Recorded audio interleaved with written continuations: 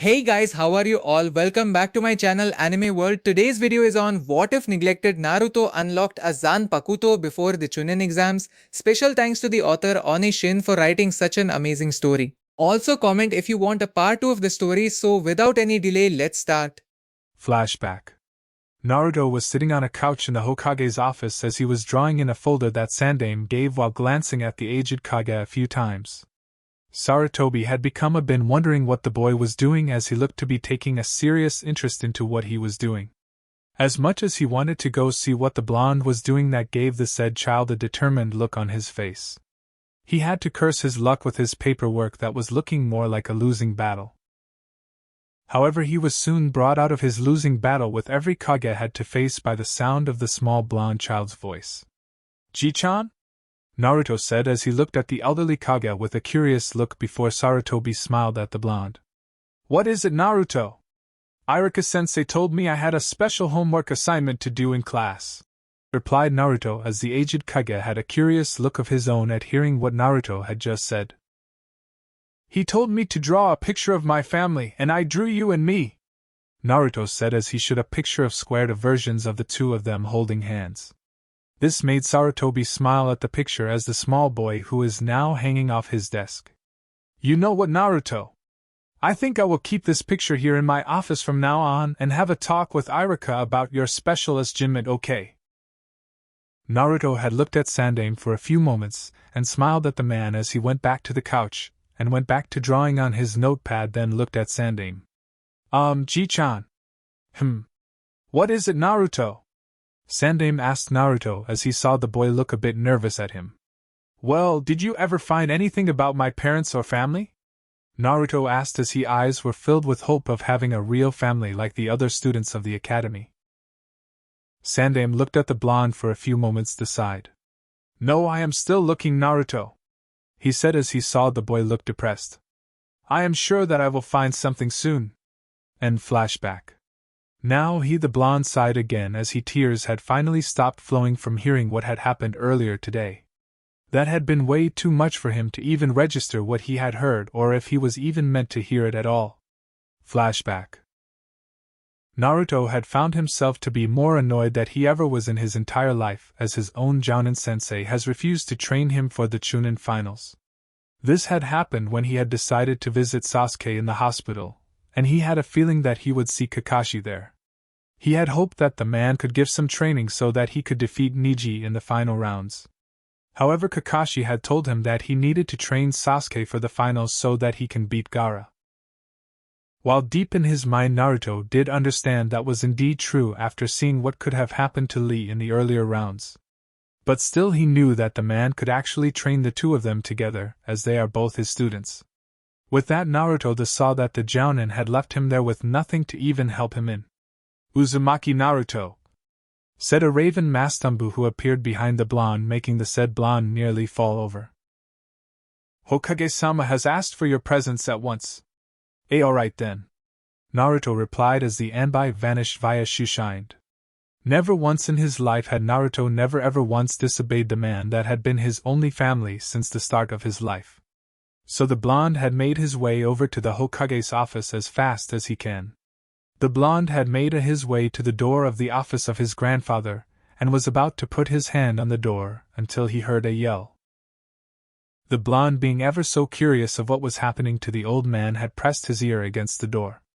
"Are you telling me that you had made some adjustments to the Shiki Fujin on the night of the Kyuubi attack, and not only that, but you have been alive all this time with Kushina in training your daughter, Naruto's twin sister, outside the village?"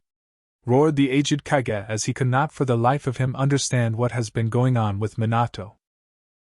"Yeah, you see, after the sealing of Kyuubi I had asked Jiraiya along with Tsunade to lie on that night, so that Kushina and myself can train Kimiko to use her special chakra to subdue the Bijou's chakra if Naruto had ever lost control of it," said Minato, who looked very confident in his judgment.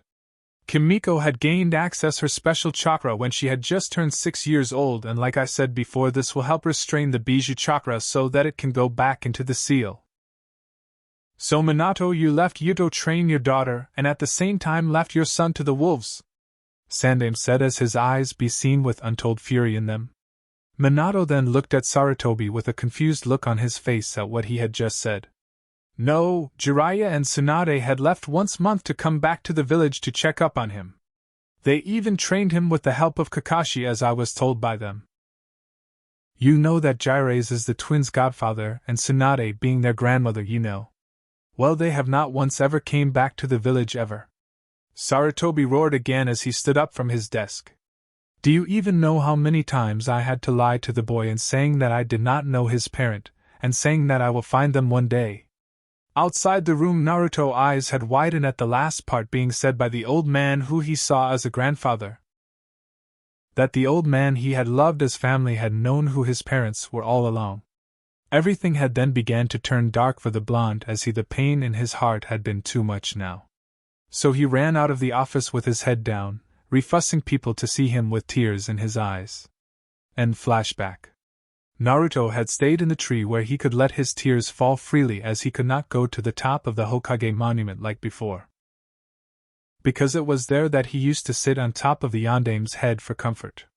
But now he could not ever go back there, not after overhearing what had been said in the office not too long ago. Learning that the man he had admired for so very long had in fact been his father all this time, and not only that, but he had a twin sister named Kimiko along with a mother that was very much alive just like his father. A mental image had taken form in his mind that showed Yandame living happily with his wife with their daughter. Why did it have to be me? Said Naruto as he looked at his hand. Did everyone really see me as a demon after all? Naruto then remembered all the glares that people had sent in his direction for reasons he did not understand until the Mizuki incident. He did not know how to handle things and with people, as it was only recently that the Ichiraka had stopped serving him. Because the ninjas in the leaf had been going there more frequently, and must have said something to the old man to ask him to no longer come by. Though he did notice that their stand was in fact getting more customers after he was no longer allowed to come back.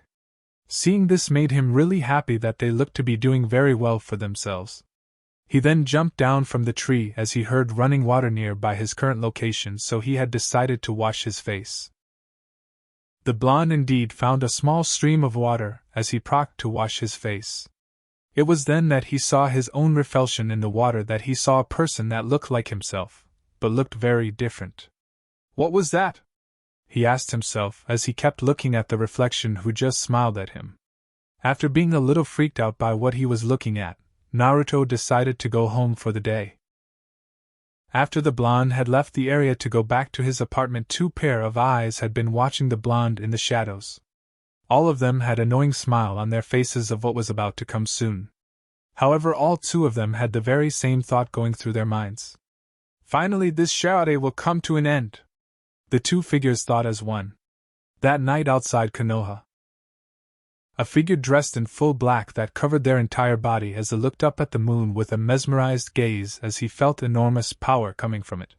He then felt one person's that is in the shadows watching him as he stargazed in the cool, crisp, moonlit night. You can come out now, said the figure in a bit of a deep voice without taking his eyes off the sky. So have you finally awakened? The figure revealed himself to be none other than Orochimaru himself. Yes, and it has been a most stressful slumber, but one I do not regret, since my training with you, and had to be awakened only once to use my true power, said the figure. Did anyone see you when this happened? No, thanks to a certain jutsu, my actions went on unnoticed for the most part, the figure replied as he turned his gaze to the snake Sannin. Was he able to recruit the two like I wanted, Orochimaru? Sadly no, said the snake Sannin. A pity really, as I could given them much more than the other man, the figure said with a bored voice. However, the other one has accepted your offer, as he seemed very excited about the deal, Orochimaru said gleefully. Then the mission was not a complete failure, Orochimaru, and has your research made some progress? The snake Sannin looked up to the sky just like the Perron before him was doing, as he had a pleased smile on his face. Yes, I plan to use it at the Chunin exams, if that is okay with you. I suppose it will be a day of remembrance for the people of this village of arrogance. What of Yandame and Sandame? The figure had a calm smile on his face that his hood hid his features. They will not be able to do anything to us once we have gained the final element into my plan. Hokage's office. Sarutobi had not been having a good day since the assertly return of the Namikaze family since the Kyuubi incident. But now it appeared that Naruto had overheard everything that was being said from his front door. It just made everything more worse than before. As he knew the boy who now hated him for lying about his family, and would grow to hate his family for leaving him behind in a village that wanted his blood. He could only wish that when Naruto would come to see him on his own, that he may be able to convince the boy that he had good intentions of not telling him. Sandaime then pulled a drawer open on the right side of his desk as he pulled out Naruto's drawing of the two of them holding hands. However, he was soon brought out of his thoughts as an umbu making their appearance in front of him that had a certain mask. A/N. I forgot Yamato's umbu mask, sorry. Hokage-sama, I have come back by your request, said the umbu. Tenzo, were you able to find anything about Orochimaru's whereabouts? Asked Sarutobi as he saw the umbu Tenzo kind of shifted. Hi, we had found a very well-laced genjutsu in the Forest of Death, that not even Enko had noticed. The area showed students that the man had been living in the village for 5 or 6 years. What? Shouted Sandaime as he had risen from his chair as it alerted some of the ninjas in the building as they had all rushed into the office. While the aged Kage ran a hand through his gray hair with a headache coming on him. Orochimaru, why have you waited at this point in time when you could have placed the curse seal on Sasuke any time you chose? Just what is it that you are really after? The next day, Naruto had been looking around the village that is his home with so many thoughts going through his mind. He had come to the thought that if he wanted to prove himself in Chunin exams, then he would need a new attire. So he had decided to disguise himself in a henge as he went to one of the many ninja gear stores. He was welcomed into the store happily as he looked around the clothes that looked sturdy for battle. After a long while, Naruto had finally saw an outfit that seemed to speak out to him as he picked it himself, then paid for it. He then had walked out of the store as he came face to face with a girl with long red hair that reached to her lower back. She had a skin tone that almost matched that of his teammate Sakura. He noticed that the girl had dark blue eyes as she looked at him with a shocked expression on her face. This was girl who Naruto had never met was in fact his twin Namikaze Uzumaki Kimiko. Kimiko was dressed in a skin-tight shorts with blue ninja sandals on her feet with white tank top on, and wore a orange short-sleeved shirt over it.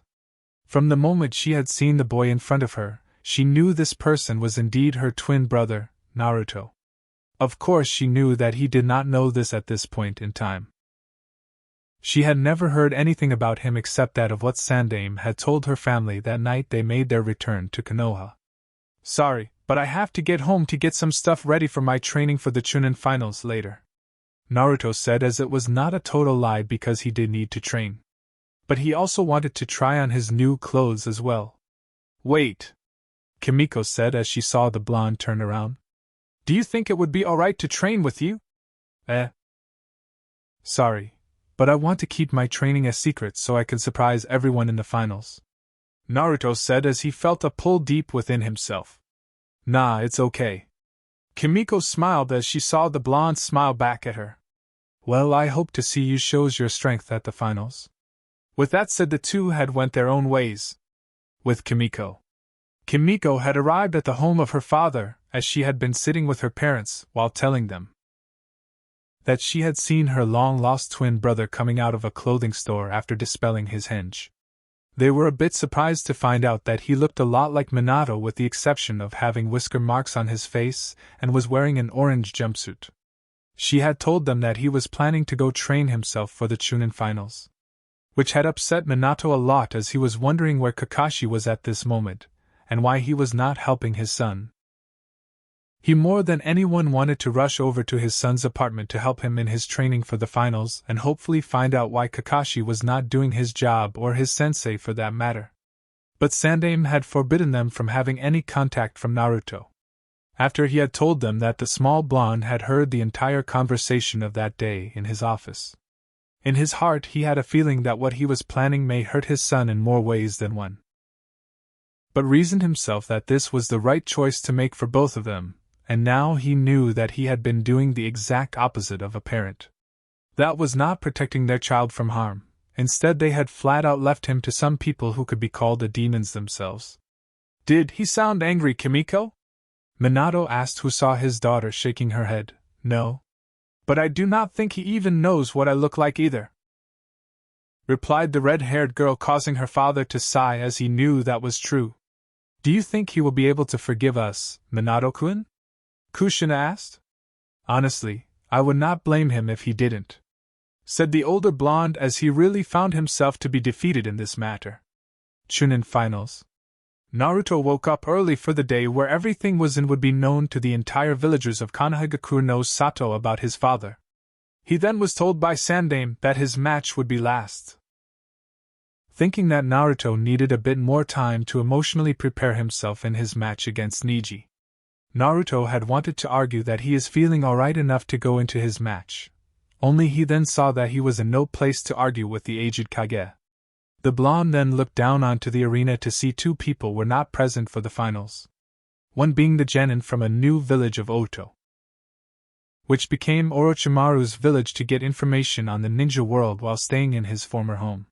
While the other he had expected to be late was Uchiha Sasuke due to his sensei, that is his father's student Hatake Kakashi. Naruto then decided to make his arrival with his new look as he jumped down to the arena. Everyone had become stunned at the new person who had just arrived in the arena from above. The person had all black with a matte thin color face mask that looked like Kakashi's own mask. The coat he wore looked like the one Ibiki wears from Tni division of Konoha. /N, look up Hamura from Sekirei.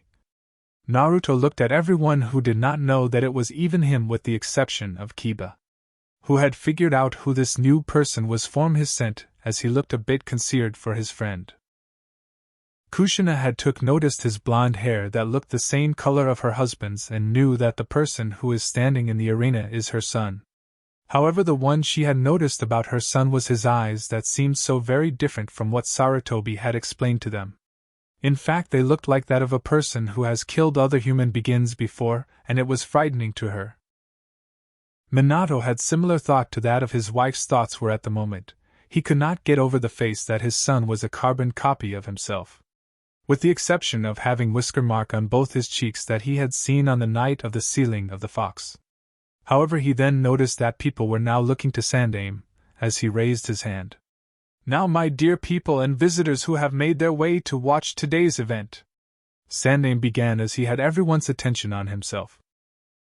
Now, first I would like to congratulate the finalists for making it this far into the Chunin exams.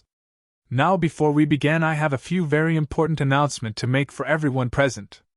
The first is that the first match between Uzumaki Naruto and Hyuga Neji will be pushed back to the last match, or how I deem it. Now on to the second piece of the finals, which I will now say is that no one is to forfeit their match no matter the circumstances, said the aged Kage as the team of Suna scowled at this pace of news. And finally is that our beloved Yondaime Hokage has returned back to the village, due to making new adjustment to his seal. Hearing this, the people of the village started to gasp for a few seconds, then cheered at having Minato back. While some people were saying that it was a matter of time for the demon to finally pay for his crimes. Now I will let Namake's Minato say a few words. Naruto only scoffed at the man as he looked a bit nervous at the people who were waiting for him to speak. Well, first of all I would like to say is that I am glad to be home, said Minato, who then saw the people cheer even more so. Now that is out of the way, I would like to know why this village has not done what I had requested in seeing Naruto is a hero, yelled the angered blonde as he saw the people cringed and shocked at why he would be angry. I have it on good information that you people have done everything you can to make my son's life as miserable as you possibly can. Hearing this caused the people to become even more shocked as their beloved Hokage called Naruto his son. Most people had said that the demon just took the shape of Yondaime to mock them, as they found it to be more fuel for their hate. While Naruto for his part had his eyes closed as he chose to no listen to his estranged father become angry. Minato had continued to yell at the people for doing everything they could think of to break his only son, and from the looks of it, had succeeded in that matter. People then began to feel even more reject for playing a part in Naruto's bad life, as they could only feel shame. However, everyone was then shocked that the boy in question had made his way to the waiting area for the contestants of the finals. The Namikaze family were also shocked, as their own family members showed no signs of even caring what was taking place. Naruto had taken a seat as he watched the matches go on with no real interest on his part, as he watched Kankuro being defeated by Shino. While he was a bit surprised at the outcome with the 𝐵𝐵𝐺𝐻's skills and strategy, he could not help but point out the weakness in Shino's ability to fight opponents that will have learned of his clan's skills with bugs, as it was very foolish to fight with clan techniques only because of overspecialization would be anyone's weakness against a versatile opponent. Shino for his part thought that Naruto did not understand the ways of a ninja. If only he had not found out that he was poisoned by Suna's puppet player in the match. He then continued to watch Shikamaru's match, as he had suspected that the lazy genin was in fact a master of strategy, and thought that if he had not applied himself more than anyone he would lead will pay the price. It is a harsh lesson that the lazy genius would have to learn eventually in his life. Then it had came time for his match against the Hyuga prodigy of the clan that had built up in arrogance along with the Uchiha clan. Neji had walked down to the arena grounds that had some debris due to Kankuro's match against Shino. However, Naruto had appeared on the grounds before he even took his first step down the stairs. People were shocked to see that the son of Yondaime had moved so fast that no one could even register it. Neji was shocked as well, as he saw that this year's dead last moved faster than any Shunshin he had ever seen. The moment he stood in front of the masked blonde was the moment that Kakashi had made his appearance with Sasuke, who is wearing a new outfit. "Yo, are we late?" Kakashi asked as he looked toward the proctor, who had a saban in his mouth. "Yes, in fact that you are late, Kakashi. If the Hokage did not push Sasuke's match to being last one due to your lateness," said the proctor, who is clearly annoyed with the copying, while the said Jounin laughed sheepishly. "By the way, look in the Hokage's box," said the proctor as Kakashi did what was asked of him, then gasped. "Sensei?" Kakashi said as he then started to shake. "Would you mind leaving?" said Naruto in a voice that was both annoyed and cold toward the Jounin as he got the other's attention. Kakashi then looked toward the newly masked blonde, who did not even look at him, but kept his gaze on Neji. "Naruto, I see you have taken a new wardrobe now and you look ready to face Neji. I had kindly asked you to leave, Hataki-san," Naruto said, more empty, without looking away from Neji, who just smirked at him. Kakashi wanted to ask his student about his attitude toward himself, only for the proctor to tell them to leave. The silver-haired Jounin then went up to where Minato was sitting, as he then noticed the only two loyal Sannin with them. While Naruto had his eyes on the Hyuga before him, he could not help to smile calmly at the prodigy. Once the proctor had started the match, Neji had closed his eyes, believing that his match was destined to be his, and decided to voice his opinion. "Fate has decreed that you shall lose this match, Uzumaki Naruto," Neji said as he was still smirking, as he activated his Byakugan in hopes to intimidate the blonde or make him lose his focus, only to see that his words or his bloodline had no effect on this person before him. "You must accept that fate had made you into a loser, just like Hinata-sama is." Naruto then gave a calm smile at the Hyuga that did not look very pleasing to anyone. "I do not need to heed the words of an insect that has compensated his weakness for a belief that life is controlled by fate. Who does not dare to rise higher to those who had set his life as a servant?" said Naruto as he saw Neji became angered by his words, as he saw the blonde vanish again, only to reappear as he was standing on the wall. "Tell me, Hyuga, have you improved your Kaiten?" said the blonde as he heard a few people murmur at his words. "I know that all Hyuga have this skill for what they believe to be a perfect defense against their enemies, as well as thinking it to be an offense. So I would like to show that your pathetic excuse of perfection in battles have a flaw." Naruto then brought a sword out that was covered from his coat to show it was a normal katan with a strange-looking hand guard with dark blue wrapping on the handle.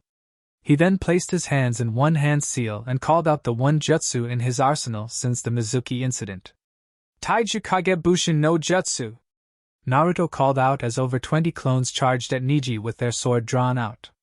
Like he had predicted, Neji began to spin his whole body as he deflected the clones. He watched as Neji took pride in defending himself against would-be attackers, only to see the blonde still smiling. Now, as I have known before with your clan, is that you need to be in close range to use your Jukin to close my chakra paths, correct?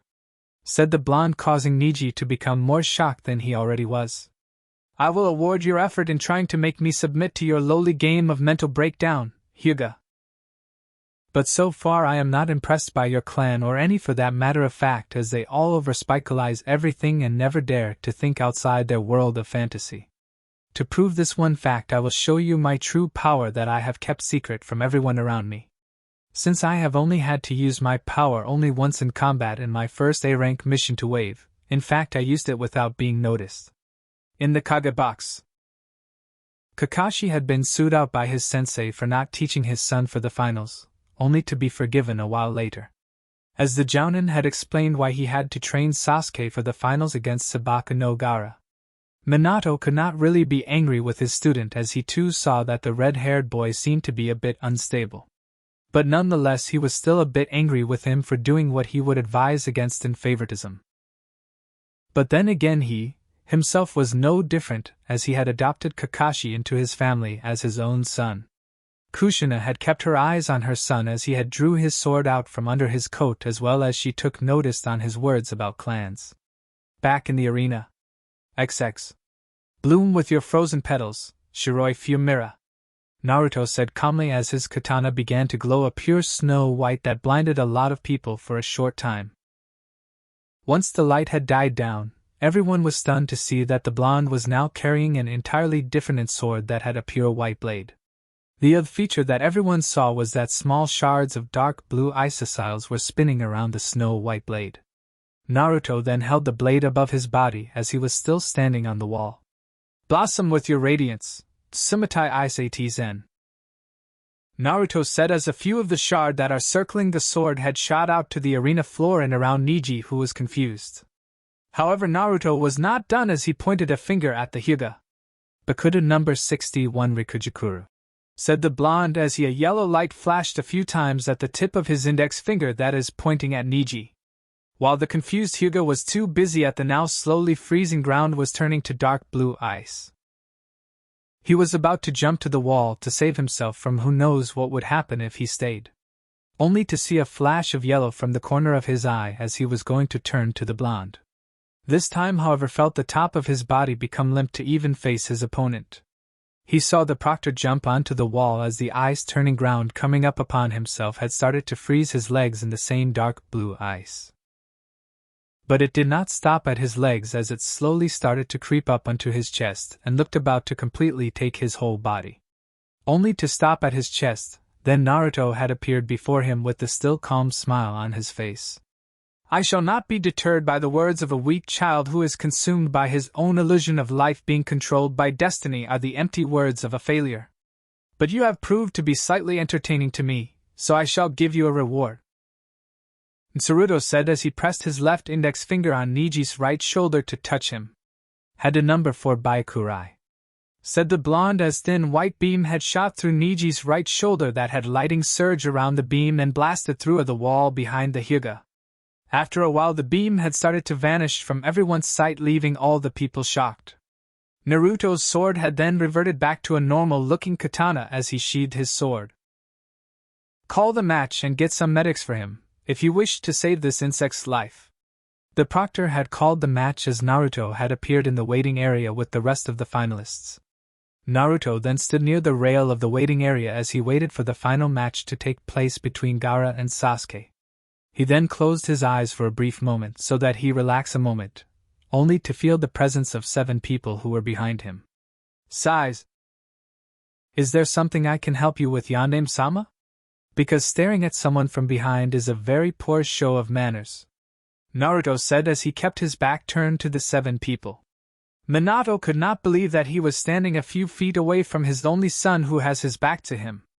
There was so much that he had wanted to say the child that he had made the mistake of leaving behind. He then laughed sheepishly. I'm sorry for being rude, Naruto. It's just that it has been so long since I have seen you in a long time and I had been very worried about you. Well, as you can personally see, that is, I am just fine, Naruto said as he did not even look at them as he continued to watch the match. And I have become stronger without the need of a family or a sensei in the village, as they had refused to teach me anything in the first place. Minato could not really argue the claim of his son, as he had personally read reports that were in Sandame's files of the said boy who did not even look at him. He read about how he was thrown out of the orphanage at the age of 4 to live on the street with homeless people, all the way to finding what he could in trash can that are in the back of anywhere to find food. This had went on until he had barely turned 6 years old, as the elderly Kage moved him into an apartment.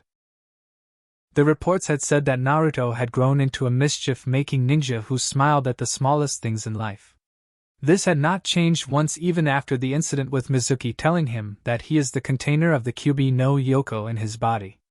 However, the boy that stood a few feet away from him looked to be the exact opposite of the reports. But Minato, being the man he is, wanted to get to know his son no matter how much impossible it looked, because he is a man that never gave up. I can see that you really have become strong all on your own, Naruto, Kushina said as she smiled at the smaller blonde. You might make Chunin once finals are over, as this village is run with cowards who fear what they do not understand and hide their weakness behind their hatred. I highly doubt that I will make such a rank, Naruto said gently toward his family, but the gentle voice was cold. However, such things as ninjas and ranks mean nothing to me, as it is only a hindrance in life. So once the finals are over, I will quit being a ninja. This had made the Namikaze family look at the Naruto with looks of shock on their faces along with utter confusion. I know more than anyone has ever let on, Hatake. To this, Naruto had finally turned around to face the entire Namikaze family. I know that you have taught the Uchiha your signature jutsu, the Chidori. As well, that you had copied Rock Lee's movements with your Sharingan, and then passed it along to that same Uchiha. Truly, such methods of attaining strength are those of a lowly coward, just like those of his now ruined clan. Kakashi was about to make a move toward the young Namikaze for speaking his opinion, only to be grabbed by Minato. How do you know all of this?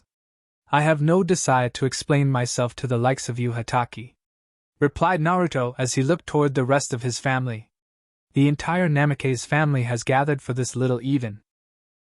I have known for some time that you, Namikaze-san, had adopted Kakashi into your family out of pity on learning the circumstances of his father, said Naruto as he saw his father looked at with a surprised look on his face. I am also well aware that Jiraiya is in fact the man who named me, so to speak, as I was named after his character in his first book. Then there is Yu-Senju Tsunade, descendant of Shodane, who is also the husband of Uzumaki Mito, who sealed the Kyuubi within herself. Could you imagine my surprise that not only I but the woman who had given birth to me was also the previous Jinchuriki of Kyuubi no Yoko? This time it was his mother's turn to be shocked at the words of her only blood-related son had found out she was the previous Jinchuriki. How did you find out? I would like for you to answer me something, Namikaze-san, Naruto said in his calm voice as he looked at his mother, who stared back at him. What is it, Sochi? How a person with the same Jinchuriki status was able to live happily? What made you into the woman that could still smile at the world despite the burden she carried? Kushina then closed her eyes as she had met the previous Kyuubi Jinchuriki before the sealing took place for herself. She then opened her eyes as she had a look of determination in her eyes. The best way to be a prefect host is to be filled with love. I forgot what the saying was. I see. So that is how you were able to live a very much normal life, Naruto said as he looked toward his mother. So what happens when a Jinchuriki was never able to be filled with love and was barely anything to live with? I can see it all now, really, as where your daughter Kimiko has been living a life with a loving family to be with her, while her twin brother had nothing to of the sorts, as he lived on with nothing but being surrounded by lies.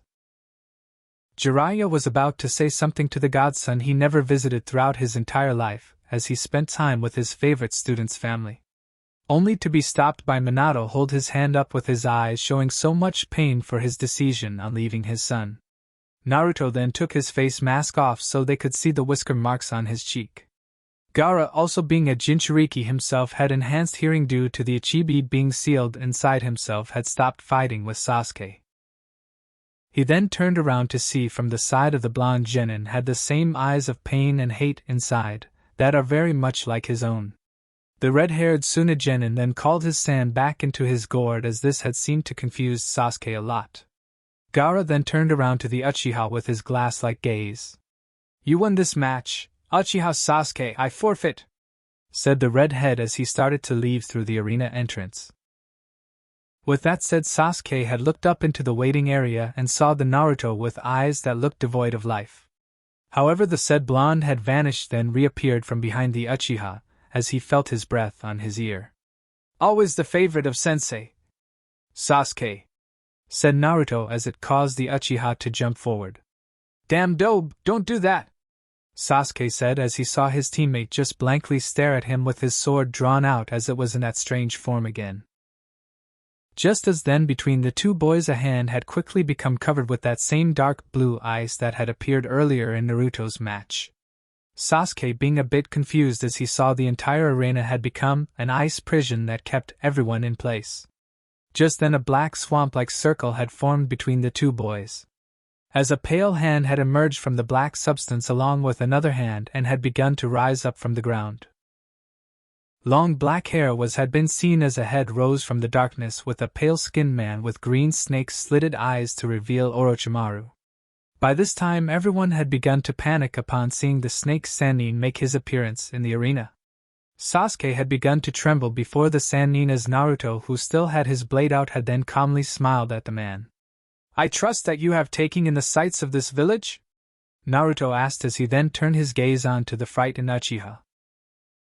"Kukukuku, why of course," Orochimaru replied as he looked toward the blonde, who did not even look the slightest worried about the missing Konoha nin.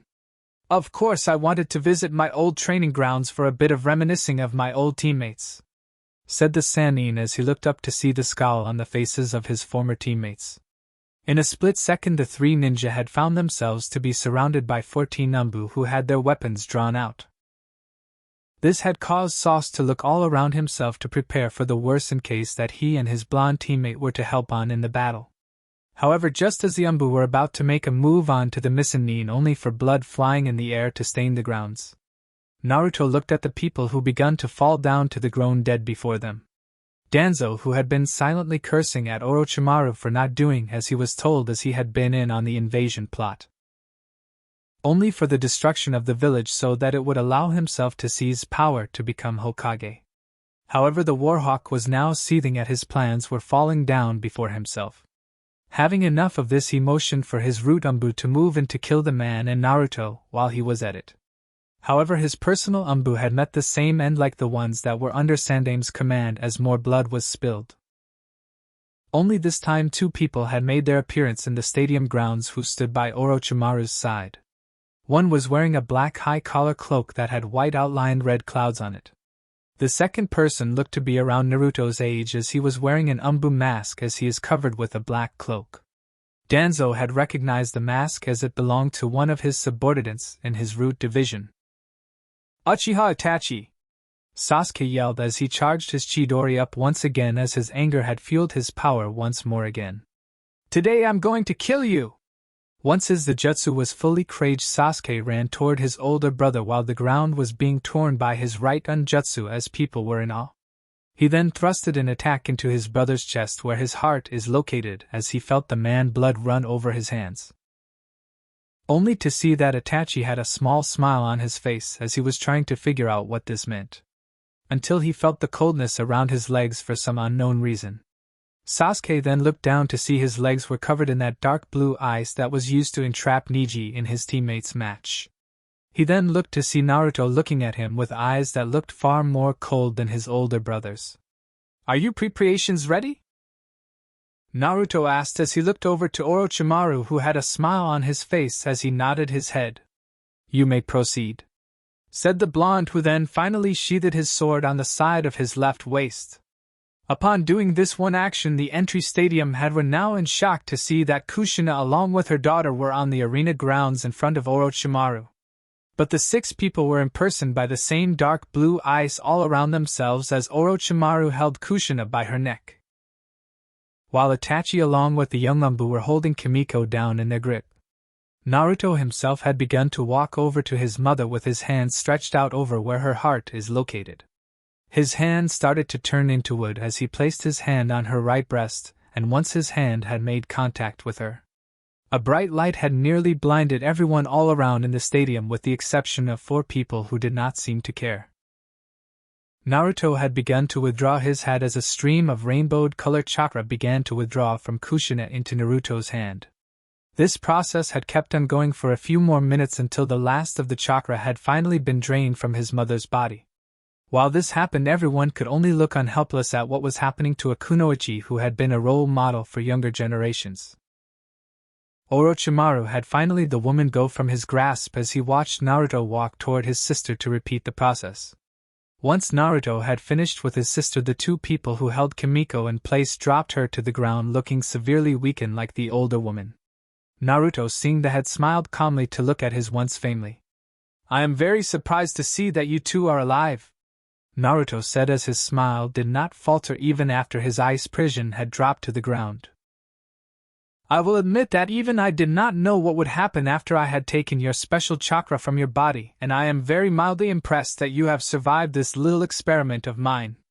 Since you 2 are the first to live through this extraction process like a few other people who too shared this chakra of yours." Hearing this caused Kushina's eyes to widen as she came to realization that she was not the only one who lived after her country was destroyed. However, she then became sad as she heard that from her son's words that others did not live through his process. She had started to cry out toward her clan that had met their ends at the hands of one of their own. It seems that we did not have to use brutal tactic to acquire this little idiom, as it was something that I needed down the road," said Naruto as he held out Shodame's stone pendant. "It seems that it was a wise choice to follow through with your plan, Naruto-kun," Itachi said as he too was looking at the blonde with calm eyes.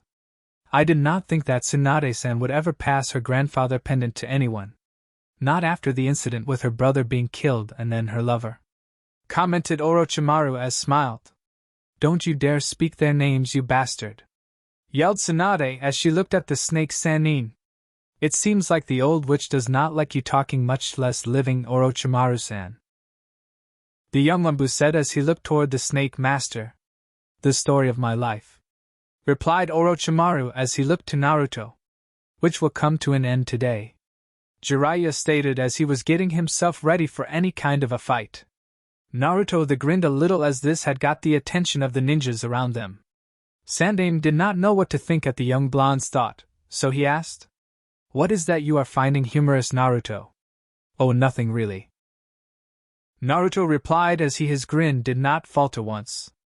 Until 4 beams of light had came down from the sky and surround the 4 people in a small barrier as he started to lift them into the air. Everyone had looked into the sky to see where the beams of light had came from, only to see a black rip in the sky as it was taking them in while the 4 looked down onto the people. "To think a man of your caliber was not able to see past illusion I have created, Minato-san." Minato, hearing this, had helped his wife to her feet as they both looked up at the retreating form of their son. "Just what is it that you want, Naruto? If I had any desire to tell you of my plans," Naruto replied as he looked toward his father. "Even if you had somehow to figure out what I was up to, I seriously doubt you would even have the strength to stop me, or much less to even prevent anything to slow my plans down," finished the young Namikaze as he smiled gently again. "Sayonara, everyone." With that said, everyone had saw the 4 people had left into the darkness in the sky as it shut itself closed, leaving behind the people of Konohagakure no Sato very shocked and frightened. Chapter 2: Secrets and Slaughters. Sasuke was laying on his bed as he had been staring into space as the events of last 2 days ago had been replaying in his mind. All this time Naruto was in fact stronger than he was and had been faking his foolishness. Though he had been suspecting this for some time since the mission they had together back in Wave. There were a number of times when he had seen the blonde with eyes that looked more defined than he ever seen before in his life.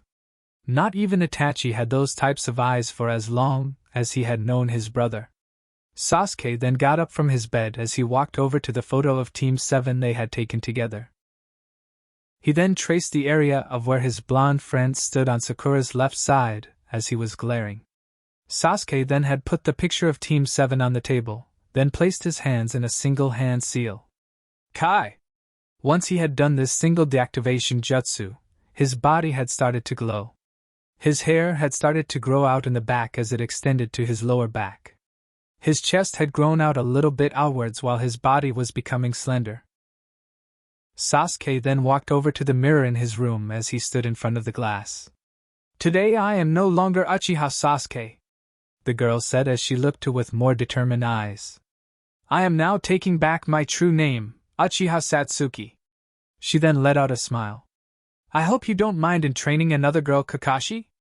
Satsuki said as she knew the Jounin was outside her window. Ever since the events of the Chunin exams, which people had now dubbed as the Bloody Ice Incident. Due to Naruto's ability of freezing over the grounds that are still frozen to this day, and no matter how powerful the Katan Jutsu they use, the ice would not melt quickly as they had thought it would have. However, there was in fact melting thought it was doing so at a very slow rate. Since that day, most of the villagers along with some of the shinobi of the leaf had found themselves in shame for either having a part in the things they had done to the son of Yondaime, or just plain did nothing of the sorts to help the small blonde. However, the people had become more frightened than anything else because they had seen the power that Naruto was capable of, and the thoughts of him coming back for revenge had been engraved in their minds. Unknown area. A single figure could be sitting on a marble throne-like chair in front of a few people who had arrived in the building 2 days ago. This figure had blonde hair that was no longer spiky as it used to be in his former village. He wore a black face mask that hid most of his facial looks with the exception of his eyes, that were in fact a brilliant bright blue that looked very much devoid of human life in them. He then looked down to see people who stood in front of him. The two he knew to be none other than Orochimaru of the Sannin and Uchiha Itachi of the former Uchiha clan, while another was a boy looking to be the same age as Naruto who is wearing a blank umbu mask on his face. The other had grayish hair that is combed back as he had a red 3-bladed scythe on his back. Naruto then looked the two new people that had joined him in his plans for a future that will be rated in his own vision as he let out a kind smile. I am very pleased that you have decided to join us, Haiden, said Naruto as he looked at the man who grinned at him. Itachi had told me that you had a means to make me more stronger than I am now, and with the promise of letting me fight battles where I do not have to hold back like those Akatsuki bitches, said Haiden as he had been annoyed that the organization pretty much told him that he could not fight to his heart's content. Naruto's kind smile had not faltered on his face. Indeed, I can provide you with what you want, Haiden. I will allow you to fight however you wish to and make you stronger than ever.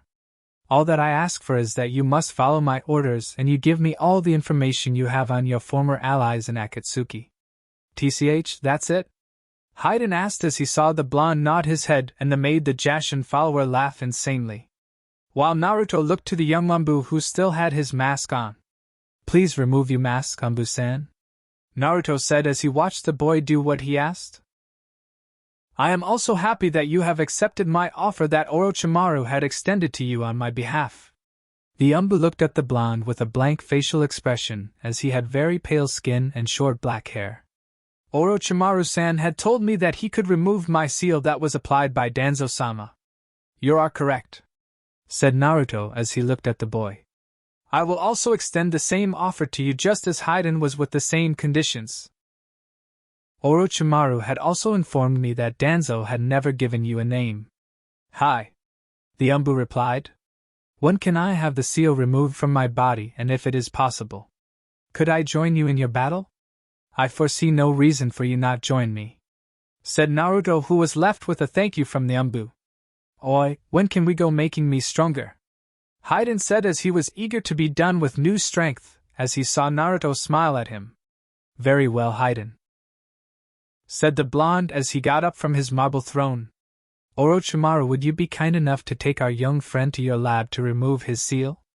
Orochimaru had licked his lips in wanting to see the workings of the seal that Danzo applies on his subordinates. Yes, Naruto-sama, now follow me, young Umbu, Orochimaru said as the Umbu had gone with him out of Naruto's throne room. Itachi, Haiden, follow me, Naruto said as he began to walk to the back. We will do the procedure for you at once, and you welcome into 𝐻𝐸𝐽𝐬 no Sato. Time skip, 2 weeks later. A large portal had opened up at the border of High no Kuni to reveal Itachi and Naruto himself in the clothes he wore in the Chunin exams. While Itachi was wearing the umbu-style pants with matching sandals. While he had a sleeveless high-collar shirt with some long black gloves that went up past his elbows. The Uchiha also had a katana strapped on his left hip. Itachi stood by Naruto's side with a dull, bored expression on his face. The people of that will be heading to Konoha for aid to help protect their film shooting shall be arriving soon. Naruto had walked over to the rock as he had sat himself down in a meditative fashion. I see. This would be a great opportunity to show our strength of our new village as well as gather strength. Itachi, if our talks prove to bear fruit, then I will want you and Sai to be in charge of this mission. Hi, Itachi replied. But I also want you to find people with potential to join our village along the way and send them to me through a Garganta, said Naruto. Naruto-sama, may I ask a question? Itachi said as he was curious. What is it that is on your mind? Why would these people accept our help then have Konohas as they had intended?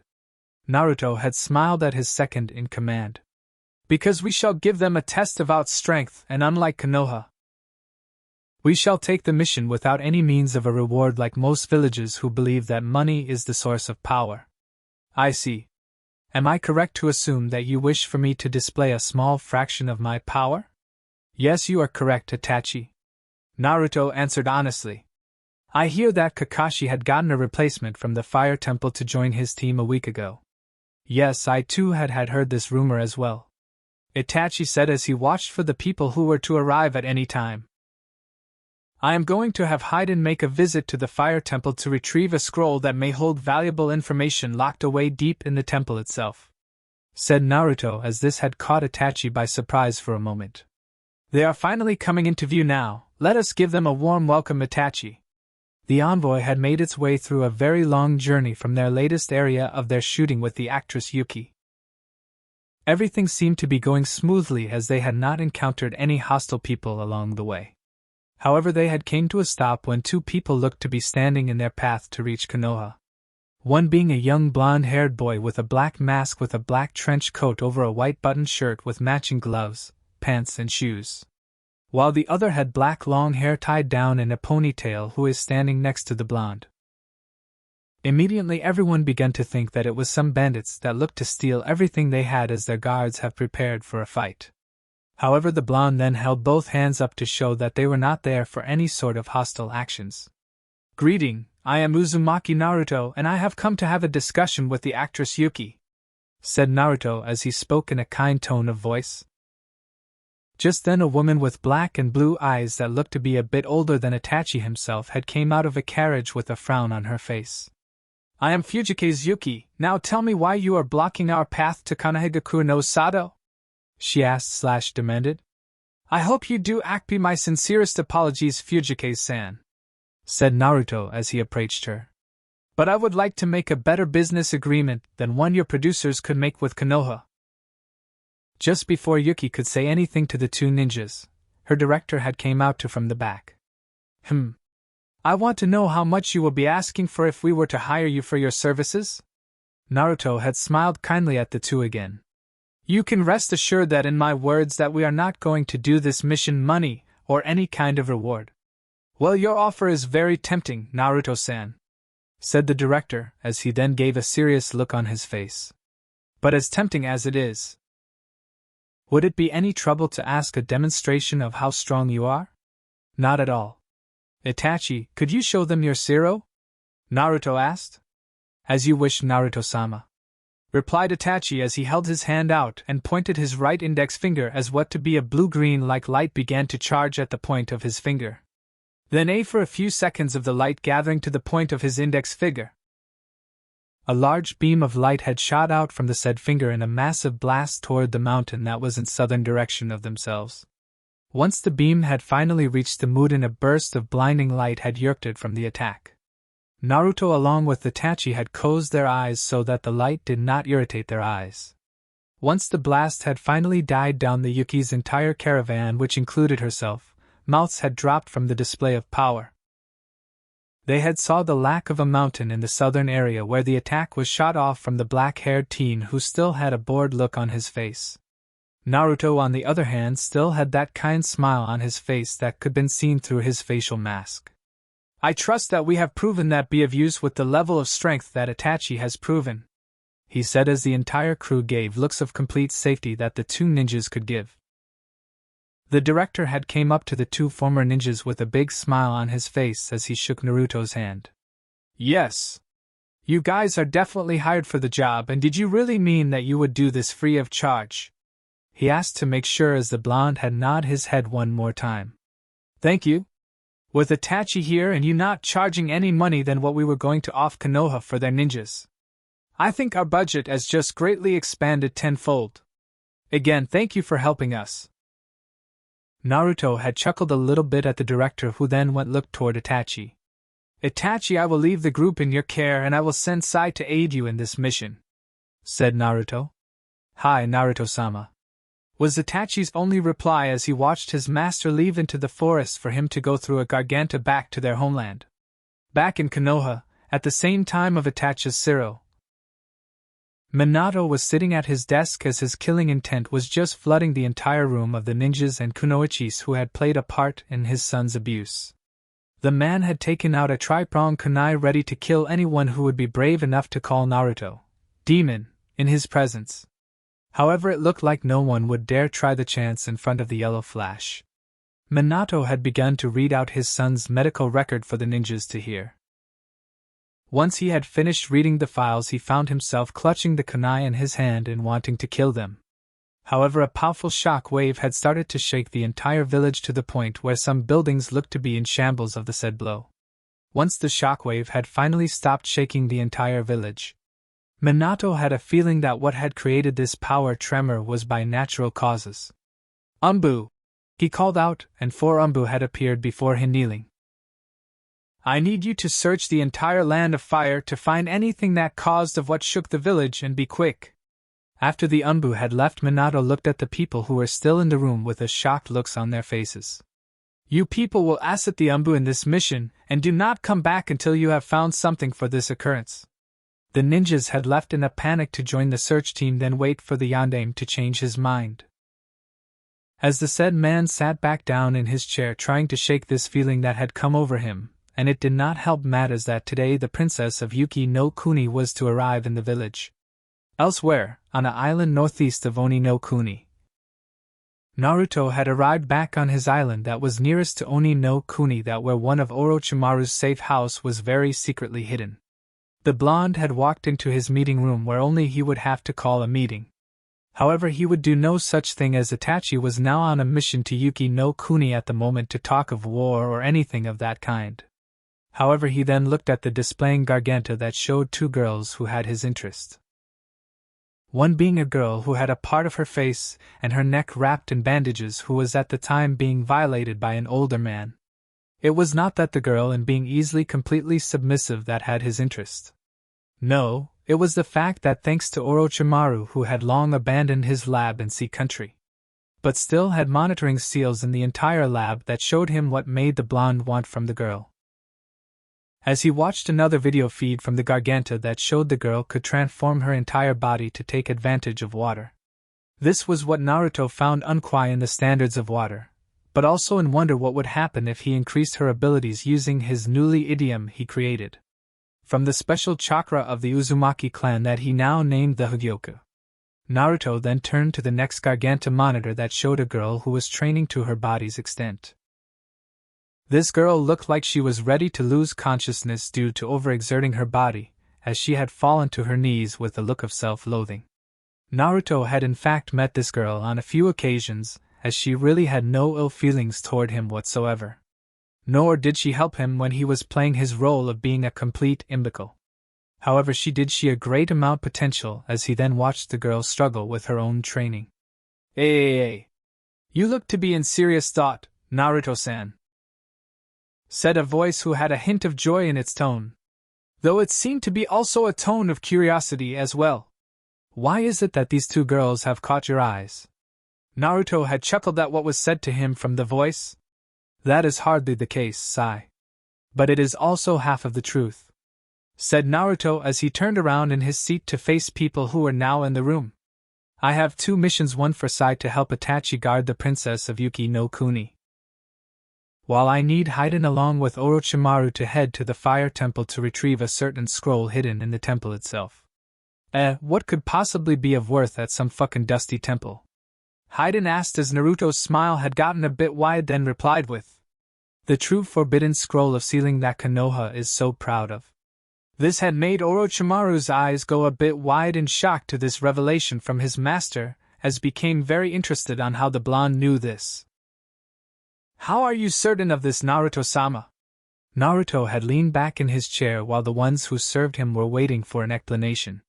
While I had been in my slumber and my alternate self was with the Sandaime in his office, I had to help him with some of his paperwork, which I had found amusing to watch him suffer at the tedious workload. But I am getting off track with the story. Anyways, it was on one of the days that while helping Sandaime, he was called in for a council meeting of some unimportance. The elderly man had asked me to place some of the papyrus in one of the shelves in his office. In which I did, however, while finishing up my work a scroll had dropped from behind one of his family pictures. The scroll had opened up, and while my foolish self tried to read the entire scroll, he found the task to be more than difficult for his understanding. I, however, was able to read the scroll with ease through my alternate self's memories. Naruto finished as he told his story and scoffed. To think a ninja who is a Kage level would hide something of great importance in such a simple place. But then again, sometimes the most difficult things to find can be right in plain view without anyone knowing the wiser. Surely going after the scroll is of most importance, Naruto-sama. Orochimaru started as he felt there was another reason behind the blonde's plan. Do forgive my questioning of your decision, but I feel that there is another purpose in going to the fire temple. Naruto had shrugged a bit as his smile did not falter. Truly, Orochimaru, you are very perceptive, and yes, there is also another reason in going there, said Naruto as he pulled a bingo book out from his coat to show a bald man in the picture with a very high bounty. We will need the money from this person's bounty to help further my plans. TCH, it's like I am working with Kakuzu again back in Akatsuki. Haiden scoffed at his mission. Naruto chuckled at the scythe-wielding man, then said, Haiden, I just want this man's body to be recognizable for the exchange. However, we do not need anyone else from the temple to report our actions to Konoha. Haiden then grinned at understanding his new master, as he knew what the blonde meant. So you're saying I can go all out on the pussies, huh? Do as you wish. Naruto replied to the former Akatsuki member. We just need the body of Chiriku and the forbidden scroll of sealing. 5 days later, docks with Itachi. Itachi was now standing outside Kyoki's room where she was sleeping due to overexertion during filming. The Uchiha had his eyes closed as he was standing guard for the woman. This not really much of a problem because he had mission when he was with Konoha that required less sleep or any type of rest. His eyes had slightly went wide for a few seconds at feeling the presence of Sai had made himself known to him. Just then the said boy came up the hotel stairs as he was smiling that just seemed to make those around himself nervous. However, Itachi was not one of the people to crack under being around a person like Sai as he looked over what the boy was wearing. A/N. Honestly, just picture what Jin wears in Hatsumondo in Bleach, only it being black with white undershirt. He then looked to see the boy carrying a wakizashi on his left. Naruto-sama has sent me as your partner in this mission. Itachi had nodded his head in agreement in having the former Root Umbu as his partner for the mission. I need you to stand guard of this room so I may have some proper rest. Hi, replied Sai as Itachi was about to pass him, but had stopped for a moment as the said leaned in. By the way, we might be having a new member in our ranks. Yes, I have known that for a while now, said the Sharingan user. Has he already sent Haiden and Orochimaru to the temple? Yeah, it seems that our master seems to be a bit in a hurry to get things up and running, Sai said as he walked to the door and created a few ink clones. I sure hope this mission will be fun. With Haiden and Orochimaru, Fire Temple. Why the hell do we even have to walk there? Haydn complained as he was getting bored pretty fast while Orochimaru had a map as he was making sure they were on the right path. It's because Konoha might be on the watch for an Garganta we may open and may have ordered the fire temple to be on the watch as well, replied the Sannin. Besides, we are not very far now as he just have these steps to go. Che, finally, Haydn said as he walked in front of the snake excitedly and wanting to try his new strength. Only for the Jashin follower to stop in his tracks to see some stairs that went pretty high above. You got to be fucking kidding me. Kukukuku. All good things comes to those who wait, Haydn. Orochimaru said as he took humor in his partner's misfortune. Fuck you, asshole. No, thanks, I already have a wife. Orochimaru said as the brought scythe-wielding man to stop dead in his track, and this made Orochimaru stop as well to look at the former Akatsuki Nin, who went wide-eyed. What's wrong? When the fuck did that happen? After a few hours of Haydn asking numerous questions about the snake Sannin on how or who he was married to, the pair had arrived at the front gates of the fire temple that looked to be locked. Orochimaru had looked at the gate with a look that did not look impressed, along with his partner, who by now just smirked at the structure as he then taken his double-ended white scythe that had blood-red sharpened blades. However, unlike his old weapon, this new version had 4 blades instead of 3. That went in for different protections at the end of the weapon. His clothes had also changed as he wore a cloak much like his old Akatsuki cloak without the red cloud Dijin. His pants were that of looking like a samurai's hakama. His cloak was a bit more opened above his waist as it gave him more ability to move around faster. While his partner, the former Konoha Nin, had on a what looked to be of what a samurai would wear, as he had on a white long-sleeve haori that he had on over his black clothes, along with a katana with a white hand that had a hand guard that had silver snakes coiling around themselves. Haydn then walked up closer to the gate as he was just about 10 feet away from the structure. He then waved his scythe in AV motion, as he then watched the gate crumble down before himself while looking pleased with himself. The monks of the fire temple had been training in their taijutsu that is practiced daily in their home. However, everyone had been feeling disturbing feeling in the gusting winds. They heard the news of the bloody ice incident that had happened in the Chunin exams. However, those winds had been blowing more so since yesterday, with the thoughts of doom had been taking a hold of them. Now that feeling became stronger when the gate that protected them had came down. So which one of you assholes is 𝐎𝐸𝐽𝐽? Haydn said as he looked around the people of who seemed to become more afraid, while Orochimaru looked among the monks as well. It looked their questions were answered as a monk had stepped forward from behind as the fire emblem on a sash that is wrapped around his waist. Why have you come here to the fire temple, Orochimaru? 𝐎𝐸𝐽𝐽 asked in hopes to get information from the two. Last I had heard is that you had vanished along with Uchiha Itachi and Uzumaki Naruto in the bloody ice incident at the Chunin exams. So the pussies of Konoha had named that shit, Haydn said as he was getting a bit more excited. Orochimaru, is this the guy we're after? Orochimaru nodded his head as he looked forward at the people in front of them. That he is, so be sure not go overboard. The others, however, are not needed, so do what you want while I get the scroll. 𝐎𝐸𝐽𝐽 had paled at the words that the Song Sannin had just spoke about the sacred scroll of sealing being in their protection along with killing everyone in the temple. He then got himself into his taijutsu in hopes of stopping the 2 ninjas before himself to protect the scroll. However, he saw that Orochimaru's body become thousands of white snakes and slithered forward past the monks and himself, while Haydn had changed forward with his scythe in hand to strike the monk down. However, as he was in mere inches from the monk, Haydn then had felt himself being struck by a strong impact of giant fist made of chakra coming from Chikriku.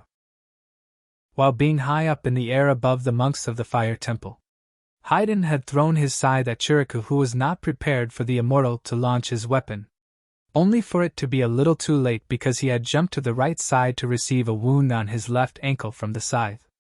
The wound on his left ankle had damaged the monk enough to render the monk immobile.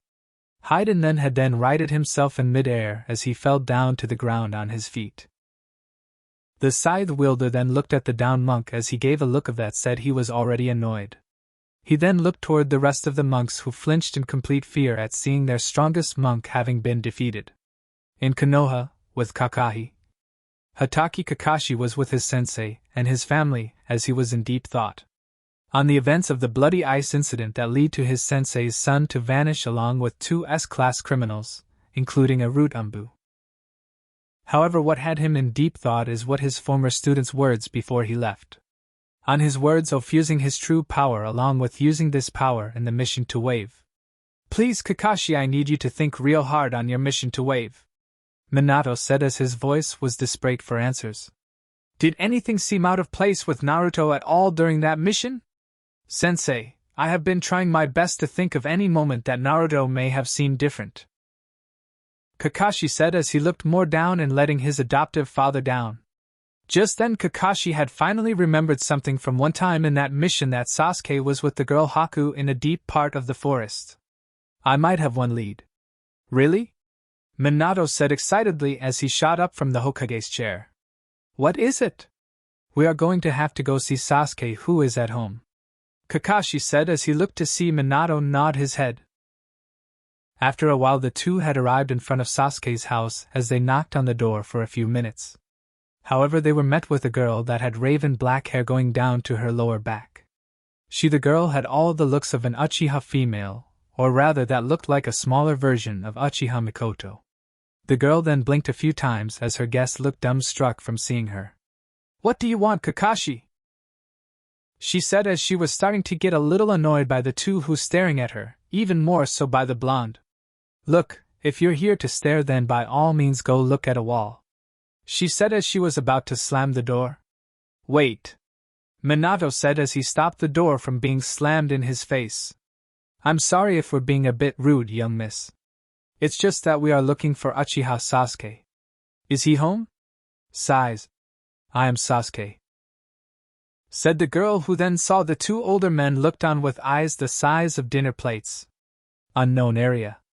Pain had gathered a stood in his phantom-like state as his eyes showed that he is very displeased at seeing three members of the group had turned up missing. Those three were in fact our Hashikage Kisame, Haiden and Uchiha Itachi. They were however now disturbed by the fact that Orochimaru had in fact joined with the Kyuubi Jinchuriki of Konoha. This news is most troubling, Pain said as he was glaring at everyone in the room. How was it that we were not able to obtain this information on the Kyuubi Jinchuriki and him had joined forces? What is more annoying is that with him under the protection of Orochimaru, it may prove to become more difficult to capture him should that man train him.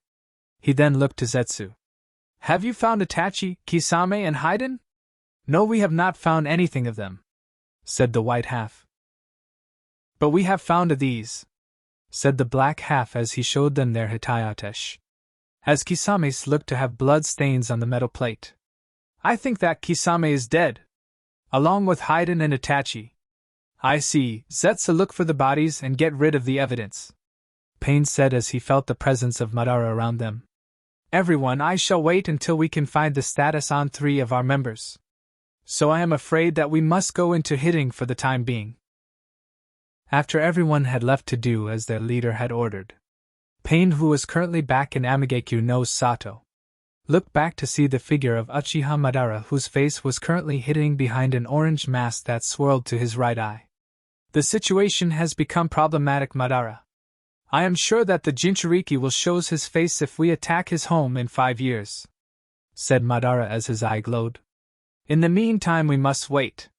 But I believe that if we target those that are like himself, then the Kyuubi Jinchuriki will reveal himself to save those like himself. With Naruto. Naruto had then looked over some of his plans as they were going to make him do things that his other persona would be appalled at. However, he was now free without the restraints of being what is expected. This one would involve deception of remaining in the shadows and waiting for a precise time to strike. In making assurance that he would prevail to become victorious in both diplomatic and with gaining the people's support on his side. He then looked at the another person through his visual garganta as he looked on with calculating eyes. However, he then looked over another monitor to see the chunks of flesh that is laying on the grounds of the fire temple, and came to a new thought in his plans. Hyuga Hanabi, you shall be a great use to me, Naruto said as he turned around and ready to make new plans as he stopped for a few seconds. perhaps when everyone had returned. We should have some tea together to discuss this new plan. He then stopped as he saw a garganta open up behind himself to reveal Orochimaru and Hayden, who had a satisfied look on his face. We have accomplished our mission, Naruto-sama, Orochimaru said as he looked at the blonde, who nodded his head. Thank you both for your hard work, Orochimaru, Hayden, Naruto said as he, at the former Jashin follower, gave a big yawn. Ah, those weak shits were the first to see my resurrection. Hayden gave a smirk. I think some of them even shit themselves. Naruto gave his smile, then looked to the snake Sannin. Orochimaru, I want you to look over the jutsus inside the scroll, and Hayden, I need you to rest for a while until Itachi along with Sai have returned. I need to have that jutsu destroyed before it can become a complete threat to my plans.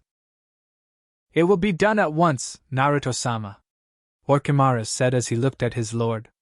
Naruto then looked at the snake Sannin for a moment, and knew what he wanted to say. Preparations are going underway to bring your wife here, Naruto said as he saw the look on the man's face become reassured. Just where are Itachi and that smiling prick? Hayden asked in his untamed manner of speaking. Do not worry yourself, Hayden, as their mission is in their capable hands now, Naruto said as he looked to the former Akatsuki member. However, I will need you for another mission, as your immortality will be the greatest factor in this mission, and because you are a new member that has joined my ranks. The village in question will not suspect you being involved with me. However, I would like everyone to be present for this plan to hear their own opinions on this task. So I want you to be on standby. Yuki no Kuni, with Itachi, Sai and Kyuki in a prison. Itachi had been looking around the area of the fortress that held him captive with their mission charge, who is across from himself. The Sharingan Wilder looked at the woman with an bored expression on his face. By all means, I should allow you to meet you end here in this place, and like you said to those children who you coldly spoke to a few days ago, to let you become nothing more than forgotten, as you will die here. While Kazuhana will use a double of you to help spread his influence across elemental nations, and at the same time bring the image of you down to a level where your very name will be cursed. For death shall follow with your name. Stop, Koyuki said silently as her guard kept on going. But the death that will follow with your name will not be just ordinary people either. Young, old, and even children will be killed at Kazuhana's name in your honor. While those who knew you will live with the fact that the real you was a woman who just gave up without fighting back, a coward's path, Itachi said as he then saw a black rat coming toward himself. I said stop it, Koyuki yelled as she banged her hands on the floor. What do you want already? Since I am such a coward as you said, have some courage in who you are, Itachi replied. It may be easy in giving up on everything as you continue to keep up the facade of your acting career to run away from life. But it takes true courage to stand up to those that had hand in becoming who you truly are. Even those children that you had so coldly spoke to about being forgotten as they had were the ones who made you a movie star in the first place. Koyuki looked at Itachi for a few minutes as he stood outside her cell. You speak like you have been through so much. Itachi closed his eyes for a moment. To an extent I do. However, we both know one person who has been survived the depths of hell that is born in the human heart. And just who is that? Asked Koyuki as she became curious. Uzumaki Naruto, replied Itachi as he saw Sai around from some explosions that had erupted in the distance. Though he may have the worst treatment by those in his own village, he had the strength to stand up by himself to keep moving forward with his life, and somewhere along the way of his life, he had come to the thought that he would make a place of acceptance for those like himself, even to those who are seen nothing more as cattle for selfish village leaders, who see people with bloodlines as nothing but animals for breeding just to keep power for themselves. Hearing this made Koyuki shocked in more ways than one. It can't be true. From another person perceptive it may not, said Itachi as he then effortless cut through the prison bars with his katana. Take Konoha's Hyuga clan for example. It is no secret to other hidden villages that the Hyuga clan has two branches in its family, that is the main branch and the second branch. Someone would think that maybe it is a form of keeping the family together, which is entire a small fraction of the truth that is kept in shadows. Those that are born into the second branch of the family are made into slaves for the main branch of the clan and are forced into submission by having a seal placed on them at birth. But that is wrong, and shouldn't the village leader do something about this? Koyuki said as she walked toward Itachi, who held his hand out.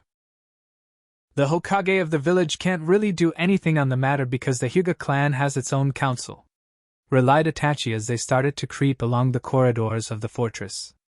As for why has no one stepped in to stop such treatment of human beings?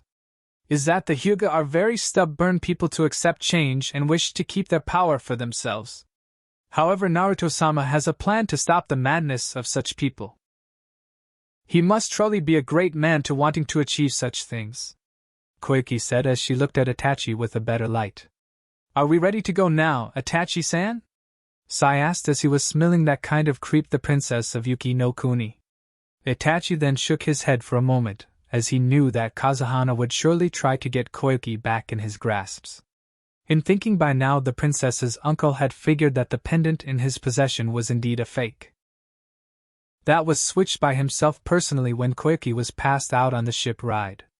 No, we must get to the location where Kazuhana will take the Koyuki-san pendant, and there I will face him alone. But I need you to take out those who will pursue us while getting there. AAA, you're leaving me to fend on my own?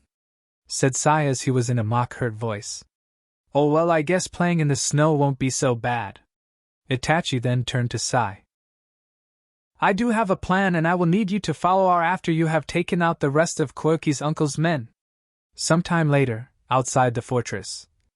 Sai had came into the snowy forest outside the fortress as he saw that Itachi had been defeated by Kazuhana Dotu and took Koyuki to a shrine of some sorts.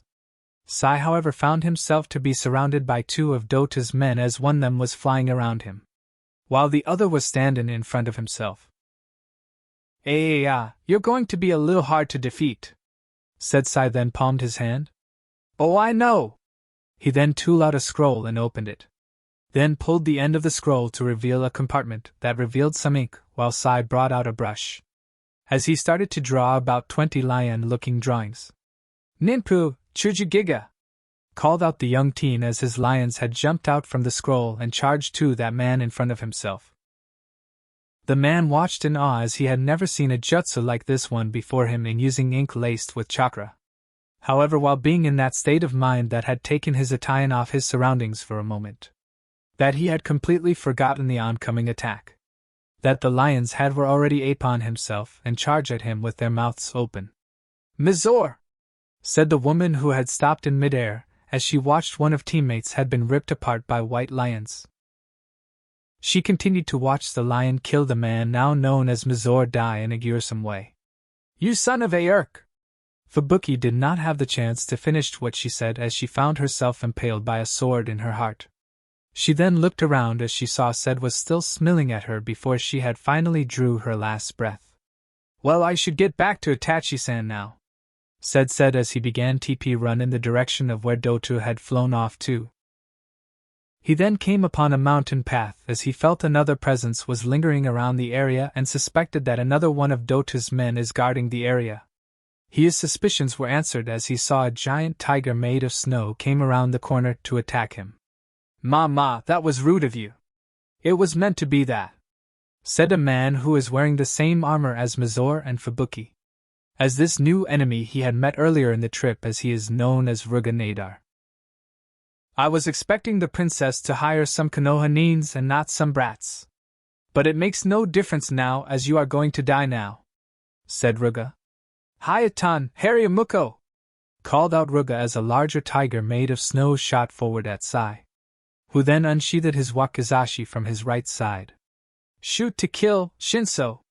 Called out Sai as he held his sword close, and the blade had started to grow in length as it had stabbed the snow tiger, and continued to extend further.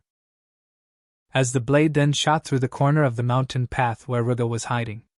Once the maid had hit its target, Sai had made the blade recede back to its normal state, and started to walk to the corner where his dead opponent would lying.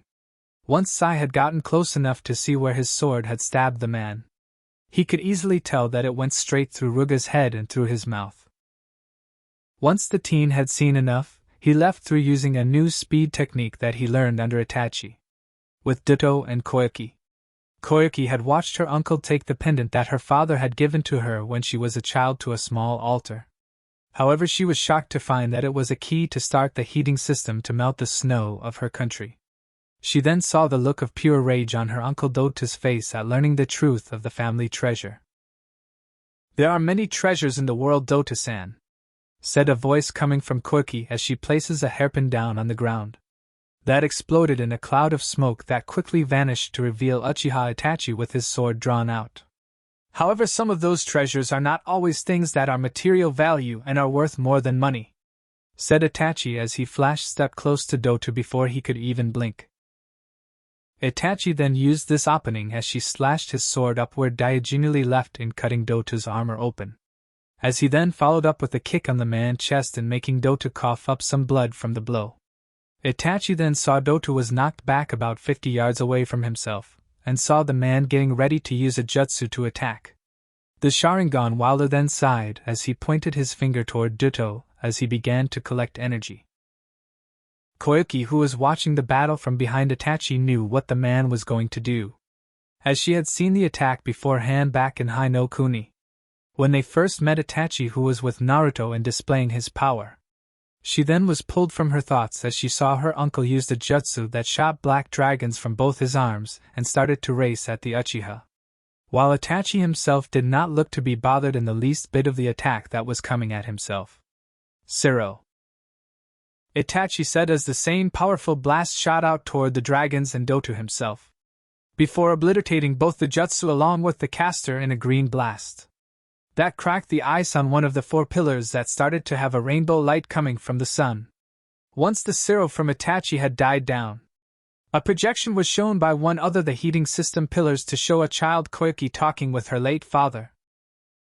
Then it mentioned that she not only wanted to be just a princess, but an actress as well. "That is an aspiring dream to obtain, Koyuki-sama," said a voice from behind as this made everyone including the newly arrived Sai to look behind the princess to show Uzumaki Naruto. Itachi had walked over to his mission charge just as Sai did from the left while Koyuki looked at the blonde. "Hi, it may be a bit difficult to do, but I can't allow myself to be a coward, right?" Koyuki said as she looked at Itachi, who nodded his head after blinking a few times. "Itachi told me that you wished to set some things right in the world we live in." "Indeed," replied Naruto. "There are many things that I wish to change in the world so that many do not have to have the need to suffer for others. However, I would like to have your support in making that dream realized, because I know that I cannot do this alone." Koyuki then extended her hand to Naruto as she smiled at him. "You do not need to say any more, Naruto-sama, because from here on out Yuki no Kuni will support your ideals starting now." Naruto then took her hand as they shook in agreement as he had secured another ally for himself in the future. Chapter 3, Frozen Mist Part 1. Naruto was looking around the village that they had just saved. The blonde Jinchuriki could only scoff at the Kazahana Dota's reasoning for wanting material treasure. While he was walking around the village, he could sense people with very high power that seemed to be laying dormant within themselves, which was why he had sent Itachi along with Sai to search for such people in the village. Though his masked face did not show it or could be seen, Naruto found himself to be relaxed in the village of Yuki no Kuni, and wondered if they had a tea shop around. After some time of wandering the village, the blonde then finally came to a tea shop. However, just as he was about to walk into the shop, he had noticed a girl that was the same age as himself looking desperately inside.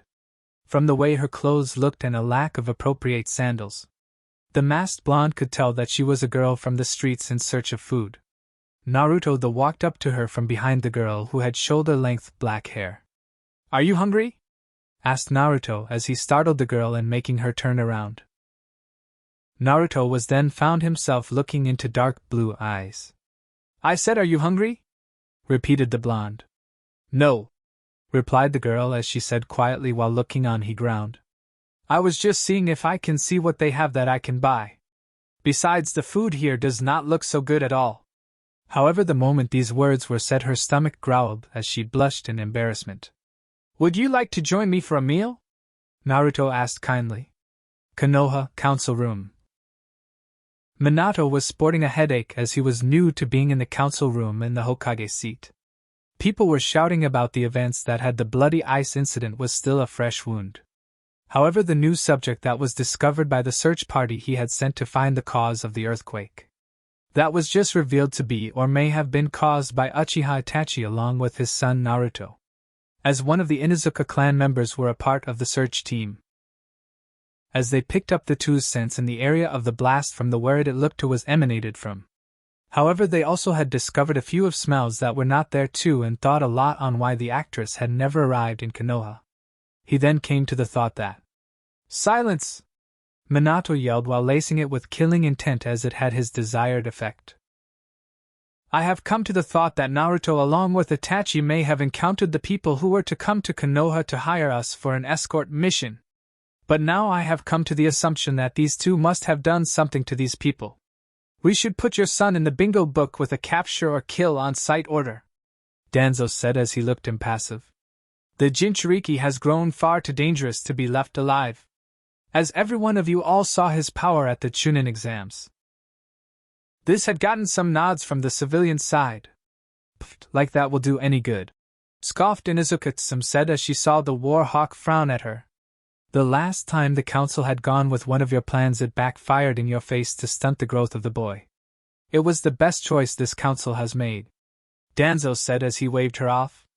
"Had the boy was given to me from the very start to be trained under my eye, then there would never have been a bloody ice incident." "Naruto is not an object or weapon that can be used or put aside like a weapon," roared Minato. "When I had sealed the Kyuubi inside him, I had asked my people to see him as a hero, one bigger than that of me. However, you people had decided to take your losses on a child who had done nothing to antagonize anyone. Now as for you, Danzo." Minato then looked the man in his exposed eye with a glare that could match Itachi's Sharingan glare. "I would like to know the meaning of your root umbus still being in use." "They are my personal bodyguards," Danzo replied coolly. "But we are getting off topic, Hokage-san dash." "That is Hokage-sama to you, Danzo," said an angry Sarutobi Hiruzen. "But I hate to agree with you in saying that we are very much getting off topic of this meeting. But before we go any further on Namikaze Uzumaki Naruto, I have to inform everyone that this meeting is not about him."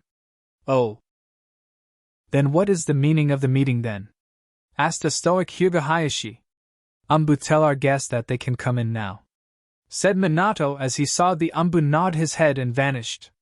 Seconds later a girl came into the room of the council as she carried herself with vigor. "We are all here to ask Uchiha Satsuki, who was formerly known as Uchiha Sasuke, to answer some questions." This had caused most of the council members shout out what was going on in questioning Satsuki. While the girl in question just sat herself down on the chair and decided to wait until the Hokage called for order. Once the entire council room became calm as Satsuki saw some of the council members look upon her with greed in their eyes. As this did not sit well with her. However, one Hyuga Hayashi had a scowl on his face as this made the girl sigh.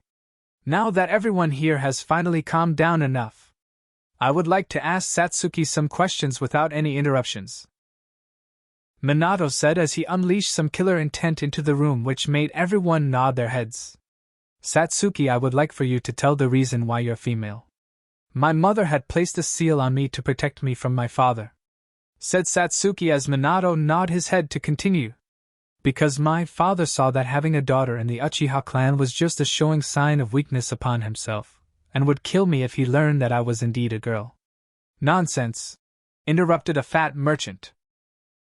"Fugaku-sama was a good man and many times overhelped the village jerk." The merchant was caught off by Minato, who appeared in front of the said man, and held him by his neck. "I thought I had said that I want no interruptions?" growled Minato as he then punched the man in the gut as the blow knocked the wind out of the merchant. The blonde man then looked to the young Uchiha and let her continue again.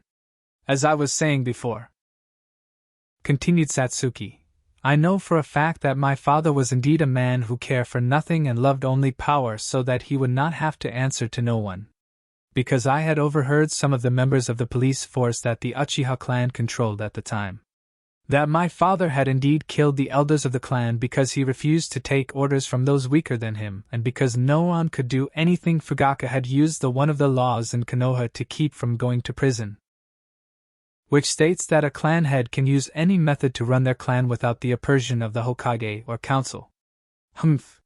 That is typical of the Uchiha clan, since they like to steal then work for power, commented Hayashi as he had a small smirk on his face which caused Satsuki to clench her fist. Sim saw the young Uchiha getting angry, then decided to intervene. As I recall, Hayashi, didn't you lose to Satsuki's older brother Uchiha Itachi in his test to join the Anbu ranks? Said Sim as she gave a small wink at Satsuki. And the pup did not even have his Sharingan activated at all when you were defeated too. Hayashi glared at the Inuzuka matriarch with his Byakugan activated, which made Sim scoffed again.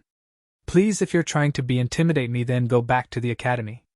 Besides, you along with your clan are far too outdated when you only think about appearances. Enough to borderline that of fukaku. This made the Hyuga head even more angry for a few moments, then calmed down. If anyone is worried about appearances, you Inuzuka peasant, then would you like to inform us why you had exiled your own husband Inuzuka Hiroshi? Sneered Hayashi as this made the woman want to bash the man's brains in. Enough! Roared Minato as this made the two council heads sit back down as they glared at each other. Now Satsuki, I want to ask if you still want to continue being a kunoichi of Konoha and help in doing the same things you would normally be doing, along with the aid in helping to uncover the mysteries about my son's actions. I must protest, yelled Haruno Noa. We can't have the heiress of the Uchiha clan in the dangerous front lines of our shinobi. She must be protected from the outside world as well as rebuild the Uchiha clan. I must agree with Councilwoman Haruno, Hokage-sama, said Danzo. We must have her for breeding the new Uchiha clan so that Konoha's power will be back to normal. Though he just wanted to use whatever child Satsuki had to be in his root Anbu. While Hamura and Koharu nod their head along with the civilians. Tell me this, Tsunade said as she looked lazily to the civilian council from her seat in the Senju clan. Since when was it that the civilian council had a say in either shinobi or clan matters? Asked the blonde while sitting straight up. Troublesome, Shikaka muttered. This last time you civilians got involved in such matters of shinobis was Namitsu Uzumaki Naruto, and look where that had gotten us. The civilians then cringed at what the Nara had said because he was right and tried to glare at the said man, while some people were plotting things for their own favor. Kushina, who was sitting in for the Namikaze clan, had looked over to Satsuki then asked, So what is your answer, Satsuki? I would like to remain a kunoichi along with helping Hokage-sama's second request, answered Satsuki as she looked at a happy Minato. Minato then looked at everyone from his seat as Hokage. Now that this meeting is over, I bid you all a good day, said the blonde as he smirked at the scowling civilians, then looked over the young Uchiha. Come with me, Satsuki, there is something I would like to talk with you about. With Naruto, Yuki no Kuni. Naruto was now staying with a girl who was eating like she had not eaten in days as she offed down food. All the while Naruto was drinking some jasmine tea while enjoying the girl's antics. In his view, Naruto saw that the girl was very poorly nourished with her body figure that was similar to his own. However, the girl then had stopped eating as she looked to be very full at the time. Then it was in that moment that the blonde had just felt her power that was very much like his own, to which Orokimori had now dubbed as Ryatsu, since the two felt that this power needed a name. Naruto then had a very pleased smile on his face while sipping his tea once more. I can tell that you do not have a suitable place to call home, do you? Said Naruto as he put his cup down. How did you know? Asked the girl before she looked at her own clothes and blushed with embarrassment of not noticing herself. I would like to know how your life has been up to this moment. Again Naruto asked as the girl started to play with the rim of her torn-sleeved kimono. What is there to tell? She said, then continued on. I was found by some teenagers in an abandoned house crying with no parents, and lived on the streets from with other kids like myself. After the teenagers who were taking care of me passed away from some people in armor. Naruto's eyes had widened when she mentioned about people in armor. Did Thaisai armor have a symbol of yin and yang on the chest of anywhere on them? To this the girl nodded her head yes. I see, then they were killed by Kazuhana Dota's men. The girl started to shake a little bit. You mean Kazuhana Dota-sama, as in Yuki no Kuni's daimyo? Former daimyo, since he is dead now. Naruto said calmly to the girl as he saw with a look of anger and pain in her eyes. Your friends were killed by this man's minions. It was not a question but a statement as he watched the girl nod her head. Naruto had finished his tea before standing up. Are you going to stay here in Yuki no Kuni? She then shook her head. No. This place has too many memories of my friends being killed here. Naruto looked up at the clear blue sky. Do you want to be stronger where you do not have to see any you care about die again? Asked the blonde as he felt her eyes on him as he turned to his right to look at her. He then pulled out a piece of paper as he handed it to the girl as she looked at it confusingly. I would like you to hold this piece of paper in your hand and think of anything that you like. Focus that thought on this paper, said Naruto. The girl did as she was told by the blonde, then thought for a moment as she began to concentrate hard. After a few seconds of doing this, she felt her hand become a little more colder than normal. She then opened her eyes to see what was wrong with her hand. Only to see a pure white lotus made of snow sitting in her hand. This had caused Naruto to chuckle at what they were seeing in her hand. You have amazing talent, said Naruto. The girl then blushed at the praise she was getting from the blonde. Thank you? Oh, where are my manners? Naruto said as he smiled kindly. My name is Uzumaki Naruto, and may I have your name? She then nodded her head. It's Rukia. Well then, Rukia, Naruto said as he looked at the girl. Would you like to come with me to a place where you do not have to see any more friends die needlessly? The blonde then held his hand out to the girl for a moment before she accepted it as she took his in return. Despite his own reasonings, Naruto had felt a slight warmth inside himself when he saw her smile.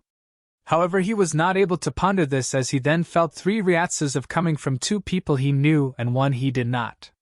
There standing behind him were none other than Itachi along with Sai, who is still smiling. Then noticed a 6-year-old white-haired boy with turquoise eyes looking back at him. Itachi then walked over to his master. This boy has great Ryatsu within himself as it has the power to freeze anything within a certain range of himself, said the Sharingan wielder. I see, Naruto replied as he walked over to the boy with his every kind smile on his face. Would it be any trouble if I can have your name? The boy looked at the blonde who seemed very nice before answering. Hitsugaya. Hitsugaya Toshiro. I am safe to assume that you have accepted an offer that Itachi has given you to join my ranks? Asked Naruto as he saw the boy nod his head in understanding. But is there anything you would like for us to do for you before take our leave of Yuki no Kuni? Please do not be hesitant to ask us of something. Toshiro looked very hesitant for a few moments as he looked in the direction of his home. If it is no trouble, I would like my grandmother to go with me, said Toshiro with a determined look as they made Naruto laugh heartily at the boy. Very well then, Hitsugaya-kun, Naruto said as he looked to his 2 ninjas. Itachi, I want you to accompany Hitsugaya-kun back home to have arranged for his grandmother to come to our home, and Sai will return with me and Rukia. Hi. Itachi and Sai replied. 2 days later, Nami no Kuni. Satsuki had who was looking around the area of the former run-down village of Nami looking more lively. It was not long after that she entered she had came across the newly built Great Naruto Bridge, which they named after her former blonde teammate after the battling against Zabuza along with his apprentice Haku who were killed here. However, she was not here for a leisure visit as she recalled her conversation with the Hokage. Flashback. Alright Satsuki, I want to ask you something, said Minato as he along with his wife Kushina and his daughter Kamiko were standing on either side of his desk. As she stood along with the rest of the members of the rookies of their year with the addition of Sora from Fire Temple, along with Team Guy who were also called in for this meeting. Excuse me? Interrupted Sakura as everyone looked at her as she blushed in embarrassment. But where is Sasuke-kun? Satsuki's right eye started to twitch as she had forgotten to tell her teammates about her whole ordeal. Sakura. There is now Sasuke-kun or an Uchiha Sasuke to begin with. What are you talking about? Interjected Ino as she looked at the Satsuki with a look that said stay away from Sasuke-kun look. Which caused those who knew Satsuki's secret to sigh as they forgot to mention her reasons for being here now. While Kushina looked annoyed that none of the clan head had either forgot or were too busy on working with their mission to saying anything to their children. Sasuke was in the academy of our age group and the rookie of the year. So don't tell me that there is no Sasuke-kun. Kiba on the other walked over to the female Uchiha as he started to sniff her for a moment, then jumped back a couple of steps. Dude! He exclaimed while pointing a finger at Satsuki. Why the hell are you in drag, Sasuke, and why the fuck do you smell like a girl? Oh Kami, I knew it, you are gay.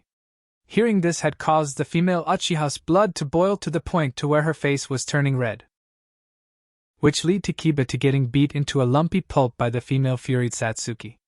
While this was going on, the male ninjas had winced at the Inuzuka being beaten by an enraged girl, all which every male ninja avoided. After a few moments of Kiba's beating by Satsuki had finally ended, in which the youngest Inuzuka had to be helped by Chuji and Shikamaru, who were currently holding him up to stay on his feet. Once everything had settled down in the office of Minato, who just sighed to himself then chuckled at the Genin's antics. Hearing this had made the Genins stop what they were doing for the moment, as they looked at the blonde Kage grin happily that looked so much like his runaway son who left the ranks of Konoha ninjas. This had made the Genins look down at the floor because they had no longer could understand the young Namikes. Because the events of the bloody ice incident felt more like a bad dream to each and every one of them. But they had to face the reality that their blonde friend had become an enemy of the Leaf with a kill on capture on sight order. Minato then coughed to get the Genin's attention, which worked as he gave them a curious look with his hands resting under his chin. Now Satsuki, I must inform you that the council is pushing to have you taken off the shinobi ranks, so that you can be protected with Umbu until you are of age to where you can have children for the future of the Uchiha clan. What the fuck? Kiba yelled as he got everyone's attention. They can't do that to her, can they? Minato had sighed at Kiba while giving everyone a stern look. In some cases they can, he said as he closed his eyes for a moment, then opened them again. And if I know Danzo along with those old crows Koharu and Hamura, they will most likely will try to make this happen. As proof that they are going to try it is Naruto himself, said a voice at the window who revealed themselves to be none other than Jiraiya the Gamma Sennin. As you people are aware that Naruto's life has been not so pleasant because the council had made everything possible for him to break him, along with other factors in his life that came to light which resulted the bloody ice incident. So the council has been unyouthful behind the shadows of our beautiful village, yelled Lee as his eyes burned. We must not all the council to get away with such unyouthful acts. We won't, Lee, Minato said in a reassuring voice to look to Satsuki. Satsuki, there is more you should know about. What is it, Hokage-sama? Asked Satsuki as she was finding it to be a bit difficult to look at the blonde Kage as she could see her former teammate looking back at herself. Minato had taken a few deep breaths before looking at the girl. It seems that those Danzo, Koharu and Hamura may have some doing with the Uchiha massacre. But to what involvement, I do not know yet. But I promise you that I will do everything in my power to uncover whatever they had to do with it. So all I can do is ask you is that to be patient. The young Uchiha had clenched her fists, as she had just learned that the same people that had made Naruto who he is now may have some connection to the deaths of her family, as she could only nod at Minato. Now Satsuki, can you think of any place where Naruto might have used his skill where he could not have been seen? Asked Minato. Well, I can think of one mission, replied Satsuki. And flashback. So now here she was along with the rest of the new Konoha 12 at Nami no Kuni overlooking the great Naruto bridge. She let a small smile at seeing they had named the bridge after her former teammate. As memories had filled in where she had started to fight Zabuza's apprentice Haku on the bridge. To her she had jumped in front of the blonde to save his life, and from there she had lost consciousness from the ice senbons impaling her.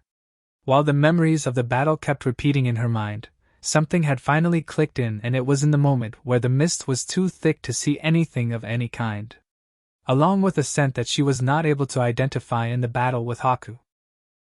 It was here! said Satsuki, which made the rest of the genin look at her. What was here, Satsuki-chan? Asked Hinata as she walked over to the Uchiha girl. Remember what Naruto said in the Chunin finals? Said the Uchiha heiress. He said that he used his true power without being seen from another's vision. Said Shino as he looked around the area. But those of us that were not involved with the mission to wave do not know the mission details that only you, Kakashi-sensei, and Naruto we in battle. So could you please shed some light on the mission details? Satsuki then went into details of what had happened in her battle with Haku while Kakashi fought against Zabuza. However, they again found themselves with more questions than answers on Naruto's abilities than before. Then Sakura looked at the BRDG where the battle had no doubt taken place to see any replace would. Again, only this time she saw that nothing looked to be replaced or anything else that showed a fight. The pink-haired kunoichi had then started to think that maybe they had never even fought on the bridge in the first place. Sakura's head had shot up from her thoughts as she looked over to her Jounin-sensei, who nodded his head in understanding as it looked like he thought the same thing. Sakura, could you go to Tazuna's home and ask him some questions about the bridge battle? Kakashi asked while looking in the direction of where he and Naruto buried the former Kirinin. Okay, Kakashi-sensei, replied the pink-haired girl. Back in Konoha, Hokage's office. Minato had sighed as he sat back down in his chair after throwing the advisors to the Hokage out of his office for the 5th time again, as they were starting to become more annoying than the paperwork that plagued every Kage's life. Now he started to regret his own words about being Hokage when he was in the academy. Right now, however, it seemed like the 3 outdated fools he kicked out were trying to push him around like they did with Sandaime before he returned to the village. While he was sitting in his chair, he looked over some reports that contained his son's records on his life as a civilian. But he was then brought out of this by Kushina, who came bursting into the front door with a fire temple monk. Minakun, the fire temple has been destroyed, yelled Kushina as this made her husband stand up from his chair. What? Said the blonde Kage as the door opened to reveal a fire temple monk enter his office, looking terrified eyes as he approached the Hokage. Kushina then walked up to the desk that is her husband's. I was walking around the village with Kimiko to get some lunch for you, when this fire temple monk had ran into us saying that the temple was attacked and the other monks were killed. While the strongest monk named Shiraku was nowhere to be found, or rather what was left of them. But the monk that had came to the village was coming back from his journey from the fire daimyo. So when he came back to the temple, he found all the monks with the exception of Chirika dead on the ground and the temple itself destroyed. Sighs. We are going to have to call a council meeting again, said Minato as some members of the council really pissed him off. I can only guess they are going to blame this on Naruto again or something pointless, finished Minato as he looked out the window. Well, at the very least you managed to keep Sasuke safe from those old crows, said Kushina. It may not seem like much, Minato started as he looked at the only picture of his son as it was his ninja ID. I just hope that I can do more when I find Naruto and do everything in my power to right my wrongs. With Kakashi. Kakashi along with his fellow Jounins looked at the site of the graves, the demon of the mist with Haku on the side. That is to say, the lack of any graves as the Kopinin around to see nothing there. Only to come to the conclusion that Naruto must have used a powerful genjutsu to bypass the advanced blood limit of Sharingan. I have found nothing as to look like graves, Kakashi, said Kurenai as she appeared behind the silver-haired Jounin as she looked around. If he was this strong to fool Sharingan, then just how strong can his genjutsu be if he used his full power? Thought the genjutsu mistress. Throne room, with Naruto. Naruto was sitting in his marble throne as he looked at his followers who looked at him, as his new additions to his soon-to-be top fighters look at him in awe. Toshiro was wearing something that is similar to Orochimaru's outfit of wearing black with a white haori with the kanji of 10 on the back, with a Nodachi-type sword with a star-like handguard strapped to his back in a green cloth. He then looked to the girl on Toshiro's left as he smiled kindly at the two, while Toshiro was wearing similar clothes to the snake Sannin. Rukia, however, chose a different outfit that had a similar look to Sai's own style of clothing. But hers were that of a black long-sleeve shirt that opened a little below her neck and the bottom part of the sleeves had extended a few inches from her hands. while she wore a skirt that was a little high above her knees with a katana strapped to her left hip. /N. I forgot what they wear on their feet, so someone please PM me on what they wear, please. I trust that you two find your new clothes to be acceptable? Naruto asked as he looked at the two from his throne. He saw Rukia bow at him in respect before Toshiro joined her. This action had made the blonde chuckle a bit when he had walked down to his two new members of his organization. Raise your heads up high so that I can see your faces properly, said the blonde, and making the two look up at him as he smiled. Now that I have awakened your hidden powers, I must ask that you to be patient when you are in training with your Zanpakutos before you can go on any missions. Hi Nato Dano, said Rukia as she bowed at him again. I understand, Naruto-sama, replied Toshiro as he slightly bowed his head. Are you going to be the one teaching us? Naruto then shook his head no for once before looking back at the new recruits. No, I have someone else in mind to teach you kenjutsu, said Naruto as he looked to Orochimaru as the man himself then looked to one of the shadows of the throne room. Come in now, said Orochimaru as he looked off to the side, and there breezed in a smiler white Haori with the kanji for 4 on her back. Was a woman with long back hair braided in the front in a long ponytail. While she was dressed like the snake, she had on a obi instead of a sash around her waist. The woman had light gentle blue eyes that gave her a mother-like aura about herself. This is Unohana Retsu, who will be teaching you kenjutsu until it can become second nature to you. Unohana then looked at the blonde as he then felt her eyes on his person. Will my husband be teaching them kidda skills? The blonde had shook his head for a moment. No, I am going to need him along with Haiden to go with me to Mizu no Kuni. However, I will have Itachi here to teach them the skills of Kido, because I know that Itachi can bring their abilities up to speed within 3 years or 4 tops. I do not mind in teaching them Kido skills, Naruto-sama. Itachi started as he was very curious on why his master wanted to go to Kirigakure. But I am curious as to why you want to go to a village that is currently plagued with civil war? Naruto had stood up from his throne as he walked past the Sharingan wielder before stopping without having to look at the team. I wish to draw an Akatsuki Nujins out of the show to slow down their movements by a few years. Before Itachi could say anything, Orochimaru had cut him off. So you wish to get rid of Zetsu of Akatsuki to slow down their Jinchuriki hunt? A very brilliant plan, Naruto-sama. Indeed, said Naruto as he began to walk past everyone in his throne room but had stopped. But there is more to this move than one would think. Because once we lend our aid to the rebel factions of Kirigakure in their civil war, we will have gained another ally for the future when I plan to make Kyudengekyo a reality, as we gain strength that will exceed Konoha of 4 of the strongest nation. For this plan to work in assuring that the rebel faction are promised victory over the Mizuki Jigura, who is a Jinchuriki like myself. However, letting him live would cause problems as Akatsuki will be searching for him. So you plan on unsealing the demon inside of him to let it wander about from Akatsuki?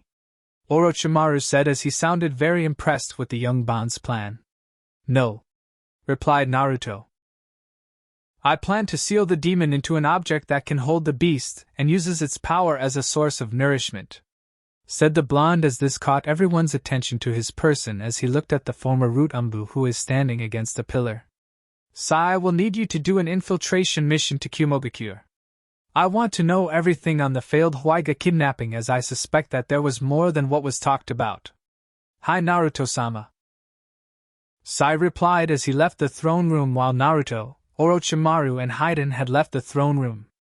Mizu no Kuni campsite. Terumi Mei was currently looking over her tired soldiers from fighting the loyal shinobis of Yagura. Despite her blood limit that seemed to work in favor for her forces, it still did not seem enough to get past the defeat of the loyal ninjas as she had hoped. Though she was thankful for the former Kiri Umbu Mamachi Zabuza along with his apprentice Haku to help lessen casualties. However, now she along with her force seemed to be outnumbered by Kiri Umbu with no means of escape. Che, looks like I won't be able to stop the bloodline purge, said Mei as she scowled at the Umbu before her. Zabuza then came forth as he shouldered his sword. I don't know about you, but I'd plan on talking as much as these assholes as I can. Zabuza-sama, Mei-san. Haku said as she looked over to the two experienced Kiri ninjas. Please escape while I draw them away from you. Zabuza then walked up to his apprentice/daughter to lightly hit her head and making her look at him. Like hell you are, Haku. If this is the endem, then we'll go together. Mei could only smile at watching the demon of the mist, as she never seen the man like this before. However, this had stopped when she felt the air become very cold to the point where her breath can be seen. This had caught her attention because it was not the time for the cold season to arrive in their country. But then she heard a faint voice coming from the darkness that sounded to be a male's voice. 𝐵𝐻𝐻𝐲𝐬𝐬 𝐂𝐨𝐬, said the voice in the shadows as a faint glow, a small group of Kiri 𝐴𝐵 in its light. Once the glow had stopped, the 𝐴𝐵 who were caught in the light had stopped moving, only for them to drop to the ground without trying to keep their footing to land properly. Once the 𝐴𝐵 had made contact with the ground, their bodies had shattered into a million pieces on the ground like they were made of fragile glass. While the 𝐴𝐵 who were on the left side of the rebels found themselves to be covered in what looked like to be snakes made from shadows, only for the 𝐴𝐵 to be pulled into the shadows themselves by the snakes, and all could be heard was squishing sounds, along with the cries of agony filling the cold air of the campsite. Then to the back of them a man with slick back gray hair with a chained four-bladed scythe was killing the 𝐴𝐵. The man was wearing a black high-neck cloak that was buttoned up to his upper chest, while he wore a black 𝐴𝐵-style pants and sandals as he killed with much joys in his laughter. This, however, seemed to put Haku in so much disgust at the man's love for killing. After the 𝐴𝐵 had been taken care of, a figure could be seen in the shadows approaching the Kiri rebels. It pleases me to see that you are doing just fine, Zabuza-san, said the person as he finally revealed himself to be Uzumaki Naruto. Me and my allies here wish to lend you our strength to achieve your most noble goal. Zabuza looked at the masked blonde, then grinned at him. Well, for once I am glad to see you, Gaki. That's all for now, thank you.